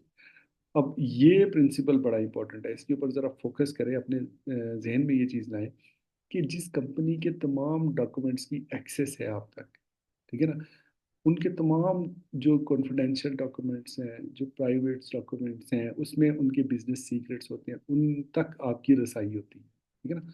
और अगर आप उनके उन डॉक्यूमेंट्स की जो इंफॉर्मेशन है उसको बाहर कहीं लीक कर देते हैं, मीडिया को बता देते हैं, किसी दूसरी फर्म जो उनका कंपटीटर है उसको बता देते हैं, तो क्या ये मतलब है कि आप की प्रोफेशनलिज्म एज ए ऑडिटर आप को आपकी मतलब गवारा करेगी ये प्रोफेशनलिज्म? इसको इंतहाई बैड प्रोफेशनलिज्म में काउंट किया जाता है, और दोबारा कभी भी उस ऑडिटर से लोग ऑडिट नहीं करवाते अगर वो डेटा लीक कर देता है, ठीक है ना। Independence the basis for the impartiality of the audit and objectivity of the audit conclusion. जैसे शुरू में भी बताया कि आपको इंडिपेंडेंट होना चाहिए, बाइसनेस नहीं होनी चाहिए, किसी तरफ झुकाव नहीं होना चाहिए, और किसी लालच में नहीं आना चाहिए, किसी इन्फ्लुएंस के अंदर, डर के अंदर, थ्रेट के अंदर आपको नहीं आना चाहिए। अगर कोई क्राइटेरिया मेट हो रहा है तो बेखौफ होकर इसको लिखे मेट हो रहा है, अगर नहीं हो रहा तो उसको बेखौफ होकर नॉट मेट लिखें और उसका एविडेंस प्रूफ साथ अटैच करें, ठीक है। एविडेंस बेस्ड अप्रोच, देखिए वही बात आ गई ना, मतलब आप जो भी वहाँ पे अपनी फाइंडिंग्स लिखेंगे ना, क्योंकि आपकी फाइंडिंग्स ही मैनेजमेंट बेसिकली पढ़ती है। पीछे जो अपने रिपोर्ट में जो भी कार्रवाई आपने की होती है ना, वो वो मैनेजमेंट को ज़्यादा उस पर फोकस नहीं करती। आपकी जो फाइंडिंग वाला सेक्शन होता है ना, इसको मैनेजमेंट गौर से पढ़ती है कि आपने फाइंडिंग्स क्या लिखी हैं, और उनकी बेस के ऊपर आपने कंक्लूजन, मतलब आपकी फाइंडिंग्स में अगर इस चीज़ की रिफ्लेक्शन है कि ओवरऑल ये जो ऑडिट है इसमें वीकनेसेस हैं, इसमें ऑब्जर्वेशंस हैं, अपॉर्चुनिटी फॉर इम्प्रूवमेंट्स हैं, लेकिन ये है कि ओवरऑल ऑडिट आपका पास है क्योंकि कोई मेजर नॉन कन्फर्मिटी इसमें नहीं है। लेकिन अगर मेजर नॉन कन्फर्मिटी है तो फिर कंसर्न है, फिर आपको मतलब है कि उसको डेफर करना पड़ेगा या इवन फेल करना पड़ेगा, ठीक है ना। तो risk based approach and audit approach that considers risk and opportunities, ठीक है ना। तमाम मैनेजमेंट स्टैंडर्ड कहते हैं कि जब आप ऑडिट परफॉर्म करेंगे तो आप रिस्क बेस्ड थिंकिंग को जेन में रखेंगे, यानी प्रिवेंशन वाला फैक्टर आपके जेन में होना चाहिए। आपने ये देखना कि कंपनी ने जितनी भी प्लानिंग की हुई है उसमें प्रिवेंशन का एलिमेंट है कि नहीं। ये तो नहीं है कि एक कंपनी के अंदर रिस्क है लेकिन कंपनी वेट कर रही है जी कोई एक्सीडेंट हो जाएगा तो फिर हम उसको कंट्रोल करेंगे। नो, रिस्क बेस्ड थिंकिंग ये होती है कि आपके यहाँ अगर कोई रिस्क है, कोई थ्रेट है, कोई एक्सीडेंट होने का खतरा है, कोई इन्वायरमेंटल एस्पेक्ट है, कोई फूड सेफ्टी का हैजर्ड है, तो उसको आप प्रिवेंट करें, उसको प्रोएक्टिवली कंट्रोल करें। अगर ये उस कंपनी ने एक्शंस लिए हुए हैं, दैट मीन्स कि वो रिस्क बेस्ड अप्रोच वहाँ पे अप्लाई हुई हुई है। So this is the audit principle. अब हम थर्ड जो हमारा ऑब्जेक्टिव है उसके ऊपर बात कर लेते हैं जी, ऑडिटर कॉम्पिटेंस। बेसिकली जो हमने टर्म्स एंड डेफिनेशन देखी हैं या इवन के हमने जो मतलब प्रिंसिपल्स देखे हैं उसी से ये कॉम्पिटेंस आपकी ड्रा होती है ऑडिटर्स की। Understand the type of the risk and opportunities associated with auditing and the principles of the risk based approach to auditing, ठीक है ना। मतलब है कि उसके जेन में रिस्क बेस्ड अप्रोच जो है ऑडिटिंग की होनी चाहिए, और ये कैसे होगी, जब आपको प्रॉपर अंडरस्टैंडिंग होगी उस मैनेजमेंट सिस्टम की और उसके स्टैंडर्ड को आप अच्छी तरह इस्टेब्लिश कर चुके होंगे, यानी उसकी एक एक क्लॉज को आप अंडरस्टैंड कर रहे होंगे, उसके अंदर रिस्क असेसमेंट का मैकेनिज्म आपको पता होगा, तो तब आप रिस्क बेस्ड थिंकिंग कर सकते हैं ना। मसलन अगर आपने आपको आप खुद ही वहाँ पे रिस्क को आइडेंटिफाई करने की, मिसाल के तौर पे कंपनी ने रिस्क असेसमेंट की हुई है लेकिन आप ऑन ग्राउंड देखते हैं कि एक रिस्क मौजूद है लेकिन कंपनी ने आइडेंटिफाई नहीं किया, तो इसका मतलब ये है कि वो प्रॉपर रिस्क असेसमेंट नहीं परफॉर्म हुई, यानी वो जो रिस्क है उसकी मतलब है कि उस रिस्क बेस्ड अप्रोच को वहाँ पे अप्लाई नहीं किया गया। तो ये इंस्टिंक्ट यानी इन्वेस्टिगेटिव इंस्टिंक्ट एक ऑडिटर के अंदर होनी चाहिए। Plan and organise the work effectively, planning और ऑर्गेनाइज करना पूरे काम को, ये उसके अंदर खूबी होनी चाहिए एक ऑडिटर के अंदर। Perform the audit with in the agreed time schedule, ये खूबी एक ऑडिटर के अंदर होनी चाहिए कि जो एग्रीड टाइम है आप उस फर्म के साथ आपका जो कॉन्ट्रैक्ट हुआ है वो अगर उसने 3 दिन का है तो 3 दिन के अंदर आप मुकम्मल करें। जो आपने स्केड्यूल बनाया हुआ है जी कि ओपनिंग मीटिंग इतने बजे करेंगे, हमने जो है वो मतलब डॉक्यूमेंट रिव्यू इतने बजे करना है, उसके बाद हमने जो है वो ऑब्जर्वेशन फिजिकल जो मतलब वॉक थ्रू होता है वो हमने फलां टाइम पे करना है, उसके बाद अगर कोई इंटरव्यूज़ वगैरह कंडक्ट करने हैं तो उसके लिए आपने अलग से टाइम रखा होगा। तो मतलब वो जो आप प्लान करते हैं ना, उसमें आप उस स्केड्यूल को फॉलो करेंगे जो कंपनी ने आपको दिया होगा। Prioritise and focus on matters of significance.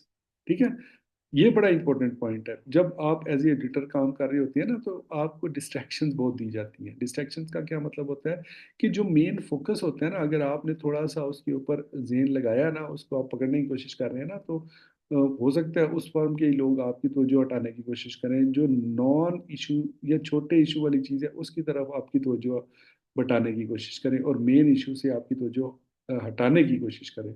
तो इसके लिए फिर आपको एक प्लानिंग अपने जहन में रखनी होती है कि आप जो आपका फोकस है, वो जो प्रायोरिटी इश्यूज हैं, प्रायोरिटी इशू क्या होंगे? जो नॉन कन्फर्मिटीज होती हैं, ठीक है ना। एक होती है मेजर, एक होती है माइनर, एक होती है ऑब्जर्वेशन। वो जब हम रिपोर्ट में जाएंगे ना, तो मैं आपको सारा उसका मैकेनिज्म बताऊंगा कि ऑब्जर्वेशंस क्या होती हैं। एक होती है अपॉर्चुनिटी फॉर इम्प्रूवमेंट, ठीक है। एक ऑब्जर्वेशन होती है, एक अपॉर्चुनिटी फॉर इम्प्रूवमेंट होती है, एक नॉन कन्फर्मिटी माइनर होती है, एक नॉन कन्फर्मिटी मेजर होती है, ठीक है ना। लेकिन हो सकता है वहाँ की मैनेजमेंट या कोई बंदा जो है वो आपकी तो जो मेजर नॉन कन्फर्मिटी से हटा के आपकी जो ऑब्जर्वेशन है या आपकी जो नॉन माइनर नॉन कन्फर्मिटी है उसकी तरफ डाइवर्ट करने की कोशिश करे कि यार इससे हम बच जाएं, हमारे ऊपर कोई जो रेगुलेटरी मतलब कोई ऑब्लिगेशन है वो ना आ जाए, या हमें कोई फाइन ना हो जाए, या अगर हमारा ऑडिट फेल हो जाता है तो ये ना हो जाए, हमारी रेपुटेशन ना खराब हो जाए, ब्ला ब्ला बहुत सारी चीज़ें होती हैं। तो प्रायोरिटी आपने फोकस प्रायोरिटी के ऊपर रखना है, ठीक है। Communicate effectively orally and written either personally or through the use of interpreters. आप जब ऑडिट कर रहे होते हैं, ठीक है ना, तो आपकी कम्युनिकेशन बड़ी इफेक्टिव होनी चाहिए। मतलब अगर आपने कोई चीज़ चाहिए आपको किसी डिपार्टमेंट से, क्योंकि जब आप ऑडिट परफॉर्म करते हैं ना, तो उस फर्म का जिसका आप ऑडिट कर रहे होते हैं वो आपको एक स्पेसिफिक प्लेस प्रोवाइड करते हैं। वो आपको डॉक्यूमेंट की, आपके अपने जितने भी डॉक्यूमेंट्स होते हैं मतलब आपके आपकी वो एसेट है ना। मतलब ये तो नहीं है कि आपने एक रिपोर्ट बनाई है वहाँ पे आप ओपन रख के चले गए हैं, पीछे उसी कंपनी का बंदा है उसको चेंज कर दे। आपके अपने डॉक्यूमेंट्स की सिक्योरिटी, अपने लैपटॉप की, अपने जितने भी आपने चेकलिस्ट बनाई हुई है, डॉक्यूमेंट्स हैं सारे, उनकी सिक्योरिटी को इंश्योर करना भी आपका काम है। तो उसके लिए आप पहले उनके साथ कम्युनिकेट कर लें कि जी हमें प्रॉपर प्लेस दें, हमें सिक्योरिटी की जगह दें, हमें इंटरनेट पे भी अगर आपने एक्सेस देनी है तो ऐसा फोल्डर ना दें जो शेयर्ड हो, मतलब दूसरे जो लोग हैं आपके वो उसको एक्सेस कर लें और सारा हमारा जो है वो खू खाता हो जाए, जितना भी हमने मेहनत की है, एफर्ट की है। तो आपको अपनी सिक्योरिटी के ऊपर भी फोकस रखना है। Collect information through effective interviewing, listening, observing and reviewing documented information including records and data. ठीक है ना। तो जब आपने इंफॉर्मेशन कलेक्ट करनी है, आपने इंटरव्यू से कर सकते हैं, लिसनिंग से कर सकते हैं, जैसे स्टेटमेंट है, ऑब्जर्वेशन से कर सकते हैं, फिजिकली खुद जाके चीज़ चेक कर सकते हैं, डॉक्यूमेंट रिव्यू से, वो तो शुरू में आपने करना ही करना होता है। और ड्यूरिंग ऑडिट, 3 दिन का ऑडिट है, आप शुरू में तो एक दफ़ा तो आप जनरल ओवरव्यू तो तमाम डॉक्यूमेंट्स का करते हैं, लेकिन इन बिटवीन डॉक्यूमेंट्स भी आप रिव्यू करते रहते हैं, ठीक है ना। और उसके अगेंस्ट जिस जिस जो क्राइटेरिया आपने सेट किया होता है उसके अगेंस्ट जो जो एविडेंस वैलिड है या नॉन वैलिड है उसको कलेक्ट करते हैं, क्योंकि आपने जो अपनी फाइंडिंग्स देनी है और कंक्लूजन देनी है देना है ना, ये बड़ी जिम्मेदारी है आपके ऊपर, ठीक है ना। अगर आप कन्विंस नहीं कर पाए मैनेजमेंट को, तो मैं आपको बताऊं कि फर्म्स के अंदर ये भी होता है कि राइट ऑफ अपील भी होता है। मसलन अगर आपने एक ऑडिट फाइंडिंग्स लिखी, उसमें कंक्लूजन लिखा, मैनेजमेंट को भेज दिया, मैनेजमेंट उससे मुतमईन नहीं हो रही, मतलब जो आपकी फाइंडिंग है उनके ख्याल में ऐसा नहीं है जैसा आपने लिख दिया है, तो वो अपील कर सकते हैं आपके अगेंस्ट। तो उसमें अगर ऐसी सिचुएशन होती है किसी ऑडिटर के खिलाफ अपील हो जाती है, तो उसकी अपनी प्रोफेशनलिज्म कॉम्प्रोमाइज होती है। तो इसलिए आपने जो भी फाइंडिंग्स देनी है, कंक्लूजन देना है, एविडेंस बेस्ड होना चाहिए। मतलब उससे लोग कन्विंस हो जाएं कि यार हाँ वाकई ये चीज़ मिसिंग थी इसमें, इसलिए ये फाइंडिंग आई है, क्योंकि उसको उन्होंने इम्प्रूव करना है फिर आगे। तो इसलिए इसलिए बार बार कहता हूँ कि objective evidence, record, data collection, ये आपकी क्वालिटी में से एक चीज़ है। उसके बाद understand the appropriateness and consequences of using sampling techniques for auditing. ठीक है। ये सैम्पलिंग टेक्निक क्या होती है जी? सैम्पलिंग टेक्निक की मैं आपको यहाँ पे एग्जांपल दे देता हूँ। मिसाल के तौर पे आपको फायर सेफ्टी का एक प्रोसीजर मिला है, इमरजेंसी रिस्पांस का। उसमें आप जिस कंपनी का आप ऑडिट कर रहे हैं वहाँ पे लिखा है जी कि वहाँ पे 100 फायर एक्सटिंग्विशर्स मौजूद हैं, 100 मिसाल के तौर पे। अब डॉक्यूमेंट्स के मुताबिक और उसमें आपने वैलिडेट करना है कि वो जितने भी फायर एक्सटिंग्विशर्स हैं, जो सिलेंडर्स होते हैं, उनके ऊपर मतलब वो अपडेटेड है, मतलब उनके ऊपर जो रीफिलिंग हुई है उसकी डेट अपडेटेड है। अब अगर 100 सिलेंडर्स को आप चेक करने लग जाएंगे तो आपके 3 दिन तो उधर ही गुजर जाएंगे, ठीक है ना। तो उस सूरत में क्या होता है? उस सूरत में ये होता है कि आप सैम्पलिंग करते हैं, आप रैंडम सैम्पलिंग करते हैं, आप कंपनी को नहीं बताते, सिर्फ उनको इतना कहते हैं कि जी मुझे cylinder number 39, cylinder number 78, cylinder number 33 ये तीनों ला के दे दो, ठीक है ना, या मुझे उनके पास ले जाएगा। अब जब आप ये सैंपल उसमें से मंगवाते हैं, अगर वो सैंपल जनरली करेक्ट हैं तो फिर ये अंडरस्टूड सी चीज़ होती है, या एक एज्यूम किया जाता है कि बाकी जो सिलेंडर्स हैं बाकी वो भी ठीक होंगे। तो सैम्पलिंग से आप अगर बहुत ज़्यादा रिकॉर्ड है जिसको आपने चेक करना है, टाइम स्केड्यूल का इशू है, तो वो सैम्पलिंग करके आप उसकी अथेंटिसिटी चेक कर सकते हैं। Understand and consider technical experts opinion, ठीक है ना। कुछ चीज़ें ऐसी होती होंगी जब ऑडिट आप कर रहे हैं, कुछ टेक्निकल वहाँ पे पॉइंट्स आ जाती होंगे, तो उसमें आपकी इतनी एक्सपर्टीज़ नहीं है, तो वहाँ पे मौजूद किसी टेक्निकल एक्सपर्ट से बात कर ले, या अगर आपके साथ कोई टेक्निकल एक्सपर्ट आप लेकर गए हैं अपनी टीम में तो आप उससे मशवरा कर लें, ठीक है ना। टेक्निकल चीज़ें हो सकती हैं ना, मसलन कि कोई मशीन है उसकी कोई टेक्निकल डिटेल्स हैं जिसका आपको ज़्यादा नॉलेज नहीं है, तो आप उसके मुतल्लिका एक्सपर्ट से उसका मशवरा कर लें। Audit a process from start to finish, including the interrelationship with other processes and different functions where appropriate, ठीक है ना। पूरा ऑडिट आपका स्टार्ट टू फिनिश तक प्लान होना चाहिए। Verify the relevance and accuracy of the collected information, जितनी भी इंफॉर्मेशन आपने डेटा रिकॉर्ड कलेक्ट की है उनकी कंफर्मेशन होनी चाहिए, वो इतने सफिशेंट होने चाहिए वो रिकॉर्ड डेटा कि वो आपकी जो फाइंडिंग्स हैं उसको वैलिडेट कर सकें, क्योंकि आपने कंक्लूजन देना है वहाँ पे, ठीक है। assess those factors that may affect the reliability of the audit findings and conclusions।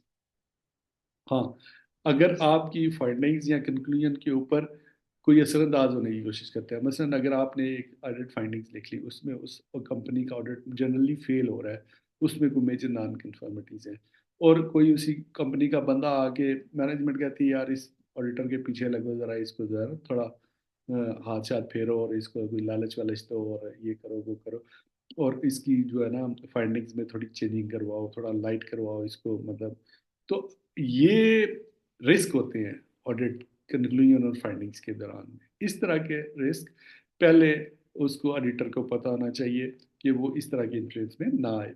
Document audit activities and audit findings and prepare reports, ये ज़रूरी है कि आपने जितनी भी एफर्ट की होती है, जो एक्सरसाइज की होती है, वो रिपोर्ट अगर आपने नहीं बनाई तो फिर तो उसका कोई फ़ायदा ही नहीं है।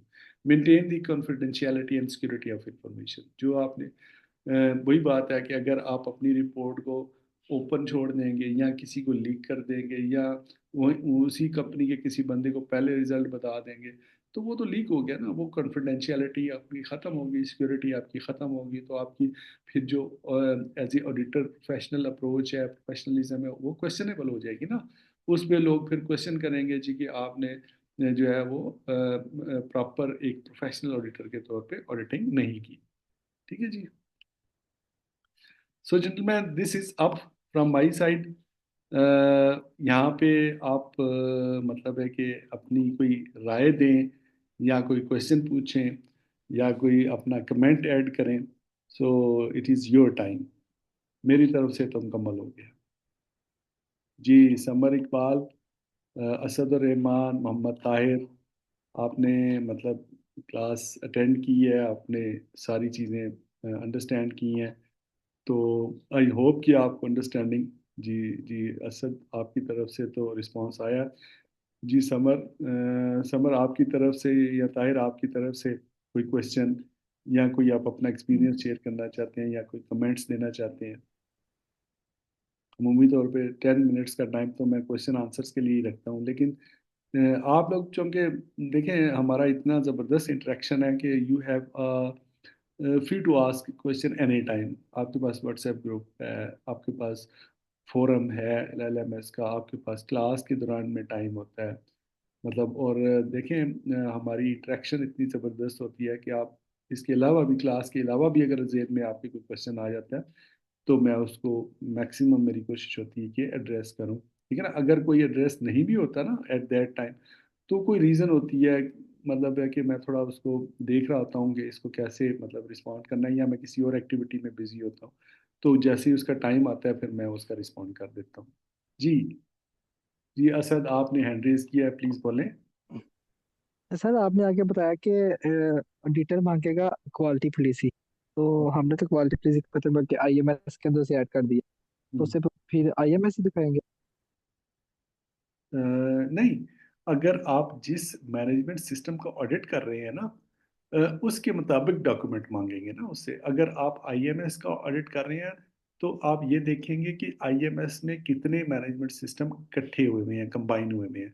उसमें क्वालिटी मैनेजमेंट सिस्टम है, एनवायरनमेंट का मैनेजमेंट सिस्टम है, और हेल्थ एंड सेफ्टी का, मिसाल के तौर पे। तो आप तीनों की फिर पॉलिसी डॉक्यूमेंट मंगवाएंगे आईएमएस में। अगर आईएमएस का आप ऑडिट करेंगे तो फिर जो जो मैनेजमेंट सिस्टम इंटीग्रेट हुआ हुआ है ना, उस उनकी पॉलिसी डॉक्यूमेंट आप मंगवाएंगे। अगर आप सिंगल अलहदा से सिर्फ क्वालिटी मैनेजमेंट सिस्टम का ऑडिट करेंगे तो फिर क्वालिटी मैनेजमेंट सिस्टम की पॉलिसी डॉक्यूमेंट आप मंगवाएंगे और उसको चेक करेंगे। अगर आप हेल्थ एंड सेफ्टी का ऑडिट कर रहे हैं, यानी 45,001 मैनेजमेंट सिस्टम का, तो फिर सिर्फ हेल्थ एंड सेफ्टी की पॉलिसी आप मंगवाएंगे। अगर आप इन्वायरमेंटल मैनेजमेंट सिस्टम का ऑडिट कर रहे हैं तो फिर उसी के मुतल का डॉक्यूमेंट आप मंगवा के चेक करेंगे। ये जब आप ऑडिट प्लान करते हैं ना एज ए ऑडिटर, तो उसमें ये चेकलिस्ट आप बना लेते हैं, क्योंकि आपके स्कोप में ये चीज़ मेंशन होती है कि आपने क्वालिटी मैनेजमेंट सिस्टम का ऑडिट करना है, या हेल्थ एंड सेफ्टी का करना है, या इन्वायरमेंट का करना है, या फूड सेफ्टी का करना है, या कोई और मैनेजमेंट सिस्टम है, मसलन इंफॉर्मेशन सिक्योरिटी है। ठीक है ना। उसका भी ऑडिट होता है, और उसकी भी सर्टिफिकेशन है। उसका ऑडिट करना है, या फूड सेफ्टी का करना है, या आईएमएस का करना है। अब आईएमएस डिपेंड करता है कि उस कंपनी ने आईएमएस में कितने मैनेजमेंट सिस्टम इंटीग्रेट किए हुए हो सकते हैं 2 किए हुए हो ये। ठीक है ना। जी असद, प्लीज बोले। सर हमारा क्यूएमएस का एनुअली ऑडिट होता है, ठीक है, हम्म। मतलब आईएसओ 19,001, वन। ठीक है। तो अगर अब नेक्स्ट ईयर जब होगा तो उसके अंदर 14,001 भी आ जाएगा, 45,001 भी आ जाएगा, जो ऑडिटर आएगा वो तीनों का एक साथ करेगा, ये पूछना चाह रहा वो ये है कि अगर आपके यहाँ सिर्फ क्वालिटी का मैनेजमेंट सिस्टम काम कर रहे हैं ना, तो फिर उसमें 45,000 इन्वायरमेंट नहीं शामिल होगा। अगर तो आपने आईएमएस इम्प्लीमेंट की है, आईएमएस होता है दो, एक से ज्यादा मैनेजमेंट सिस्टम को एक जगह पे इकट्ठा करना। ठीक है ना। अगर तो आपने क्वालिटी मैनेजमेंट सिस्टम को खत्म करके वहां पे आईएमएस इम्प्लीमेंट कर दिया, जिसमें आपने इन्वायरमेंट को भी शामिल कर लिया है, जिसमें आपको आपने हेल्थ एंड सेफ्टी को भी शामिल कर लिया है, तो फिर तीनों का इकट्ठा होगा, जिसको आईएमएस कहते हैं। तो अगर आपने वो दो शामिल नहीं किए हैं, आपकी ऑर्गेनाइजेशन ने उसमें हेल्थ एंड सेफ्टी को शामिल नहीं किया, एनवायरनमेंट को शामिल नहीं किया, तो फिर सिर्फ क्वालिटी का ही होगा। ठीक है। जी। चले, एनीवन एल्स? चले। सर मेरा एक क्वेश्चन है। था। जी प्लीज ताहिर, आप पूछना चाह रहे हैं, प्लीज पूछिएगा। जी जी। सर मैं ये पूछना चाह रहा हूँ कि अ, अ, कोई ऐसी क्लॉज, सॉरी, कोई ऐसी सब क्लॉज जिसे ऑडिटर इंटेंशनली इग्नोर कर सकता है, कि चले इस सब क्लॉज को अगर इग्नोर इग्नोर कर दे तो फिर भी ऑडिट पास हो सकता है, कोई ऐसी सब क्लॉज। उसमें मैं आपको, उसमें जब आप ऑडिट का स्कोप डिटरमिन करते हैं ना स्टार्ट में, वो आप अपनी मर्जी से एज ए ऑडिटर किसी क्लास को इग्नोर नहीं कर सकते, या सब क्लास को। ठीक है ना। वो उस फर्म का प्रोगेटिव होता है, जिसका उस ऑडिटी का, जिसका आप ऑडिट कर रहे हैं ना, उसमें जब आप शुरू में ऑडिट प्लान आपको मिलता है ना, उसमें मतलब जो स्कोप होता है ना, उसमें एक स्पेसिफिक अलहदा से लिखा होता है कि क्लास एक्सक्लूडेड, ठीक है ना। मतलब उसमें मेंशन कर दिया जाता है कि फलां क्लास, उसकी फलां सब क्लास जो है वो एक्सक्लूड होगी इस ऑडिट के दौरान में। अगर तो वो फर्म जिनका आप ऑडिट कर रहे हैं उन्होंने वो क्लास एक्सक्लूड कर लिया है तो फिर उसको आप इग्नोर करेंगे। दूसरी सिचुएशन ये होती है कि आपकी कंपनियां स्मॉल, बहुत स्मॉल, छोटी सी है, ठीक है ना। और आपने मतलब है कि कुछ क्लासेस ऐसी होती हैं या सब क्लासेस जो आपके कंपनी के साइज के मुताबिक फिट इन नहीं हो रही, मतलब आपके ऊपर वो एप्लीकेबल नहीं होती, ठीक है ना। तो उन, लेकिन उसकी जस्टिफिकेशन होनी चाहिए, उसकी जस्टिफिकेशन होनी चाहिए। मिसाल के तौर पे अगर कहते हैं जी कि अगर कम से कम 5 या उससे ऊपर इम्प्लॉयज हों, जो लॉ है उसके अंदर रिस्क असेसमेंट एक रिटर्न फॉर्म में होनी चाहिए, ठीक है ना। लेकिन आपकी कंपनी है 3 या 2 लोगों के ऊपर मुश्तमिल, ठीक है, तो उसमें मतलब लॉ ये कहता है कि वर्बल रिस्क असेसमेंट भी काम करती है। अब अगर आपकी कंपनी है ही 2 या 3 लोगों पे, यानी 5 लोगों से कम, तो उसके ऊपर वो क्लास एप्लीकेबल नहीं होगी कि मतलब है कि रिस्क असेसमेंट यहाँ पे रिटर्न फॉर्म में होनी चाहिए। वो आप उसको एक्सक्लूड करेंगे क्योंकि on the basis of the size of your company you do not require to write a complete document, ठीक है ना। लेकिन ऑडिटर खुद से कोई एक्सक्लूड नहीं कर सकता, उसके लिए लॉजिक होती है, उसके पीछे रीजन होती हैं किसी क्लास या सब क्लास को एक्सक्लूड करने के लिए। या तो स्कोप में वो फर्म एक्सक्लूड कर देती है, ठीक है ना। मसलन वो कहती है, ये भी होता है कि ज़रूरी नहीं होता कि ऑडिट तमाम क्लॉजेस का एक ही वक्त में हो। अब जब ऑडिट स्कोप डिटरमिन करते हैं ना ऑडिटी के साथ मिलके, ऑडिटी बेसिकली आपको बताता है, हो सकता है वो अभी आपसे सिर्फ 3 क्लासेस का ऑडिट करवाए, एक क्लास का भी ऑडिट होता है, क्लास 4 का ऑडिट सिर्फ करना चाह रहे हैं, क्लास 5 का करना चाह रहे हैं, 6 का करना चाह रहे हैं।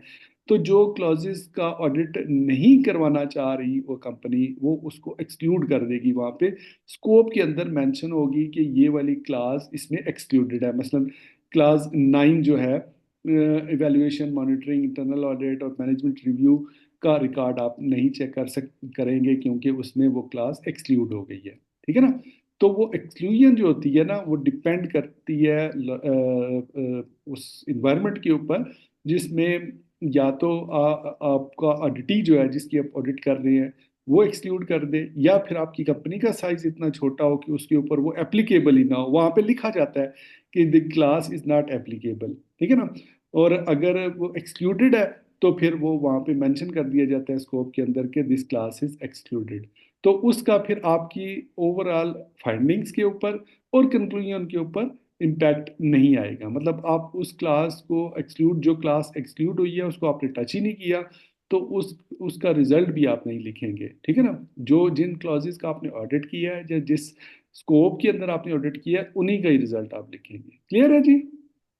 Okay sir, thank you, thank you. चलें, गुड। अच्छा सर, इसमें मैं एक और चीज पूछना चाह रहा था कि अब कुछ क्लासेस ऐसी हैं कि जिनके मैंडेटरी डॉक्यूमेंट्स रिक्वायर्ड हैं।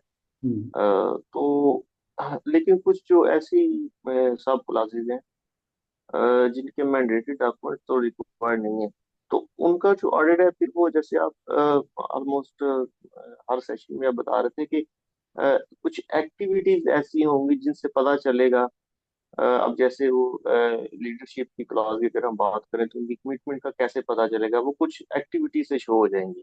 यस। तो जो जिन सब क्लासेस की मैंडेटरी डॉक्यूमेंट रिक्वायर नहीं है, तो उनका जो ऑडिट फिर हम वो एक्टिविटी से ही देख के इंश्योर करेंगे कि ये फुलफिल हो रही है या नहीं हो रही। नहीं, एम आई राइट उनकी सर? मतलब है कि उनका अगर आप कर लेते हैं एक्टिविटी बेस्ड तो वेल एंड गुड।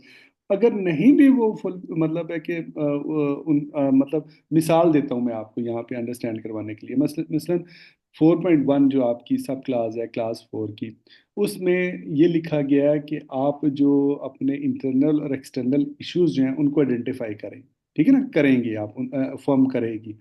लेकिन उसमें स्टैंडर्ड ने आपको रिस्ट्रिक्ट नहीं किया कि वो किस मेथड से या कौन सा टूल यूज करके आप वो करेंगे, ठीक है ना। ना ही उसमें वहाँ पे लिखा हुआ है कि जी जो आपने इंटरनल एक्सटर्नल जो इश्यूज हैं उनको आइडेंटिफाई करने का कोई मैकेनिज्म वहाँ पे मतलब आपने शो करना है या कोई डॉक्यूमेंट शो करना है। उसकी डॉक्यूमेंटेशन की रिक्वायरमेंट ही नहीं है। तो वो एक एडिशनल होती है अगर उन्होंने बनाया हुआ है, मतलब उन्होंने सॉर्ट एनालिसिस किया हुआ है, ठीक है ना। अब सॉर्ट एनालिसिस जो है वो रिक्वायरमेंट नहीं है, उस डॉक्यूमेंट की जरूरत नहीं है एज पर क्राइटेरिया, लेकिन अगर उन्होंने किया हुआ है तो वो एक्टिविटी से आप उसकी जजमेंट कर सकते हैं कि जी इन्होंने सॉर्ट एनालिसिस किया है, इसका मतलब है इंटरनल एक्सटर्नल इश्यूज इन्होंने आइडेंटिफाई किए। वरना जो ऑब्जेक्टिव सेट हुए हैं आपके पॉलिसी के अंदर, ठीक है ना, उसी से फिर आपको जजमेंट होगी कि ये इन्होंने मतलब है कि यहाँ जो प्लानिंग की है, रिस्क आइडेंटिफिकेशन की, रिस्क मैनेजमेंट की, उसके अंदर आपको डिटरमिन हो जाएगा कि इन्होंने इंटरनल एक्सटर्नल इश्यूज को आइडेंटिफाई किया है या नहीं किया। तो आप उसी चीज़ के ऊपर फोकस करेंगे जो कि मतलब मैंडेटरी रिक्वायरमेंट है। और जब आप स्टैंडर्ड को डिटेल से पढ़ें तो आप देखेंगे कि जहाँ पे मैंडेटरी रिक्वायरमेंट है वहाँ पे शेल का वर्ड लाजमी होगा, ठीक है ना। वहाँ पे शेल लिखा होगा कि the organisation shall maintain documented record of this this this, ठीक है ना। तो वो उसमें तो फिर क्वेश्चन ही कोई नहीं ना दूसरा, वो तो अगर पूरा नहीं होता तो वो मेजर नॉन कंफर्मिटी है, ठीक है ना। लेकिन कुछ ऐसी सिचुएशंस होती हैं जहाँ पे अपॉर्चुनिटी फॉर इम्प्रूवमेंट होती है, ठीक है ना। मसलन है कि कहीं पे मिसाल के तौर पे आप देखें कि एक आप उस कंपनी ने एक डेजिग्नेटेड एरिया स्मोकिंग के लिए जो है वो डेजिग्नेट किया हुआ है, ठीक है ना। लेकिन आप फिजिकली जब देखते हैं तो आप देखते हैं बहुत सारे लोग जो है उससे बाहर भी सिगरेट पी रहे हैं, ठीक है। तो है तो डेंजरस चीज़, इसीलिए डेजिग्नेट किया हुआ है ना कि हो सकता है वहाँ पे कोई फ्लेमेबल लिक्विड्स हो जो आग लग सकती हो, ठीक है ना। लेकिन ये नॉन कन्फर्मिटी तो नहीं है, मतलब किसी कोई मेजर रिक्वायरमेंट की नॉन कन्फर्मेंस तो नहीं है। आप ये अपॉर्चुनिटी फॉर इम्प्रूवमेंट है, आप उनकी मैनेजमेंट को आप वर्बली कन्वे कर दें जी कि इनको आप जो है वो पास करें ये मैसेज के मतलब ये वायलेट ना करें, मतलब वो जो डेजिग्नेटेड एरिया है स्मोकिंग का वहीं पे स्मोक करें, ताकि ये फुलफिल, ये अपॉर्चुनिटी फॉर इम्प्रूवमेंट होती है, ठीक है ना।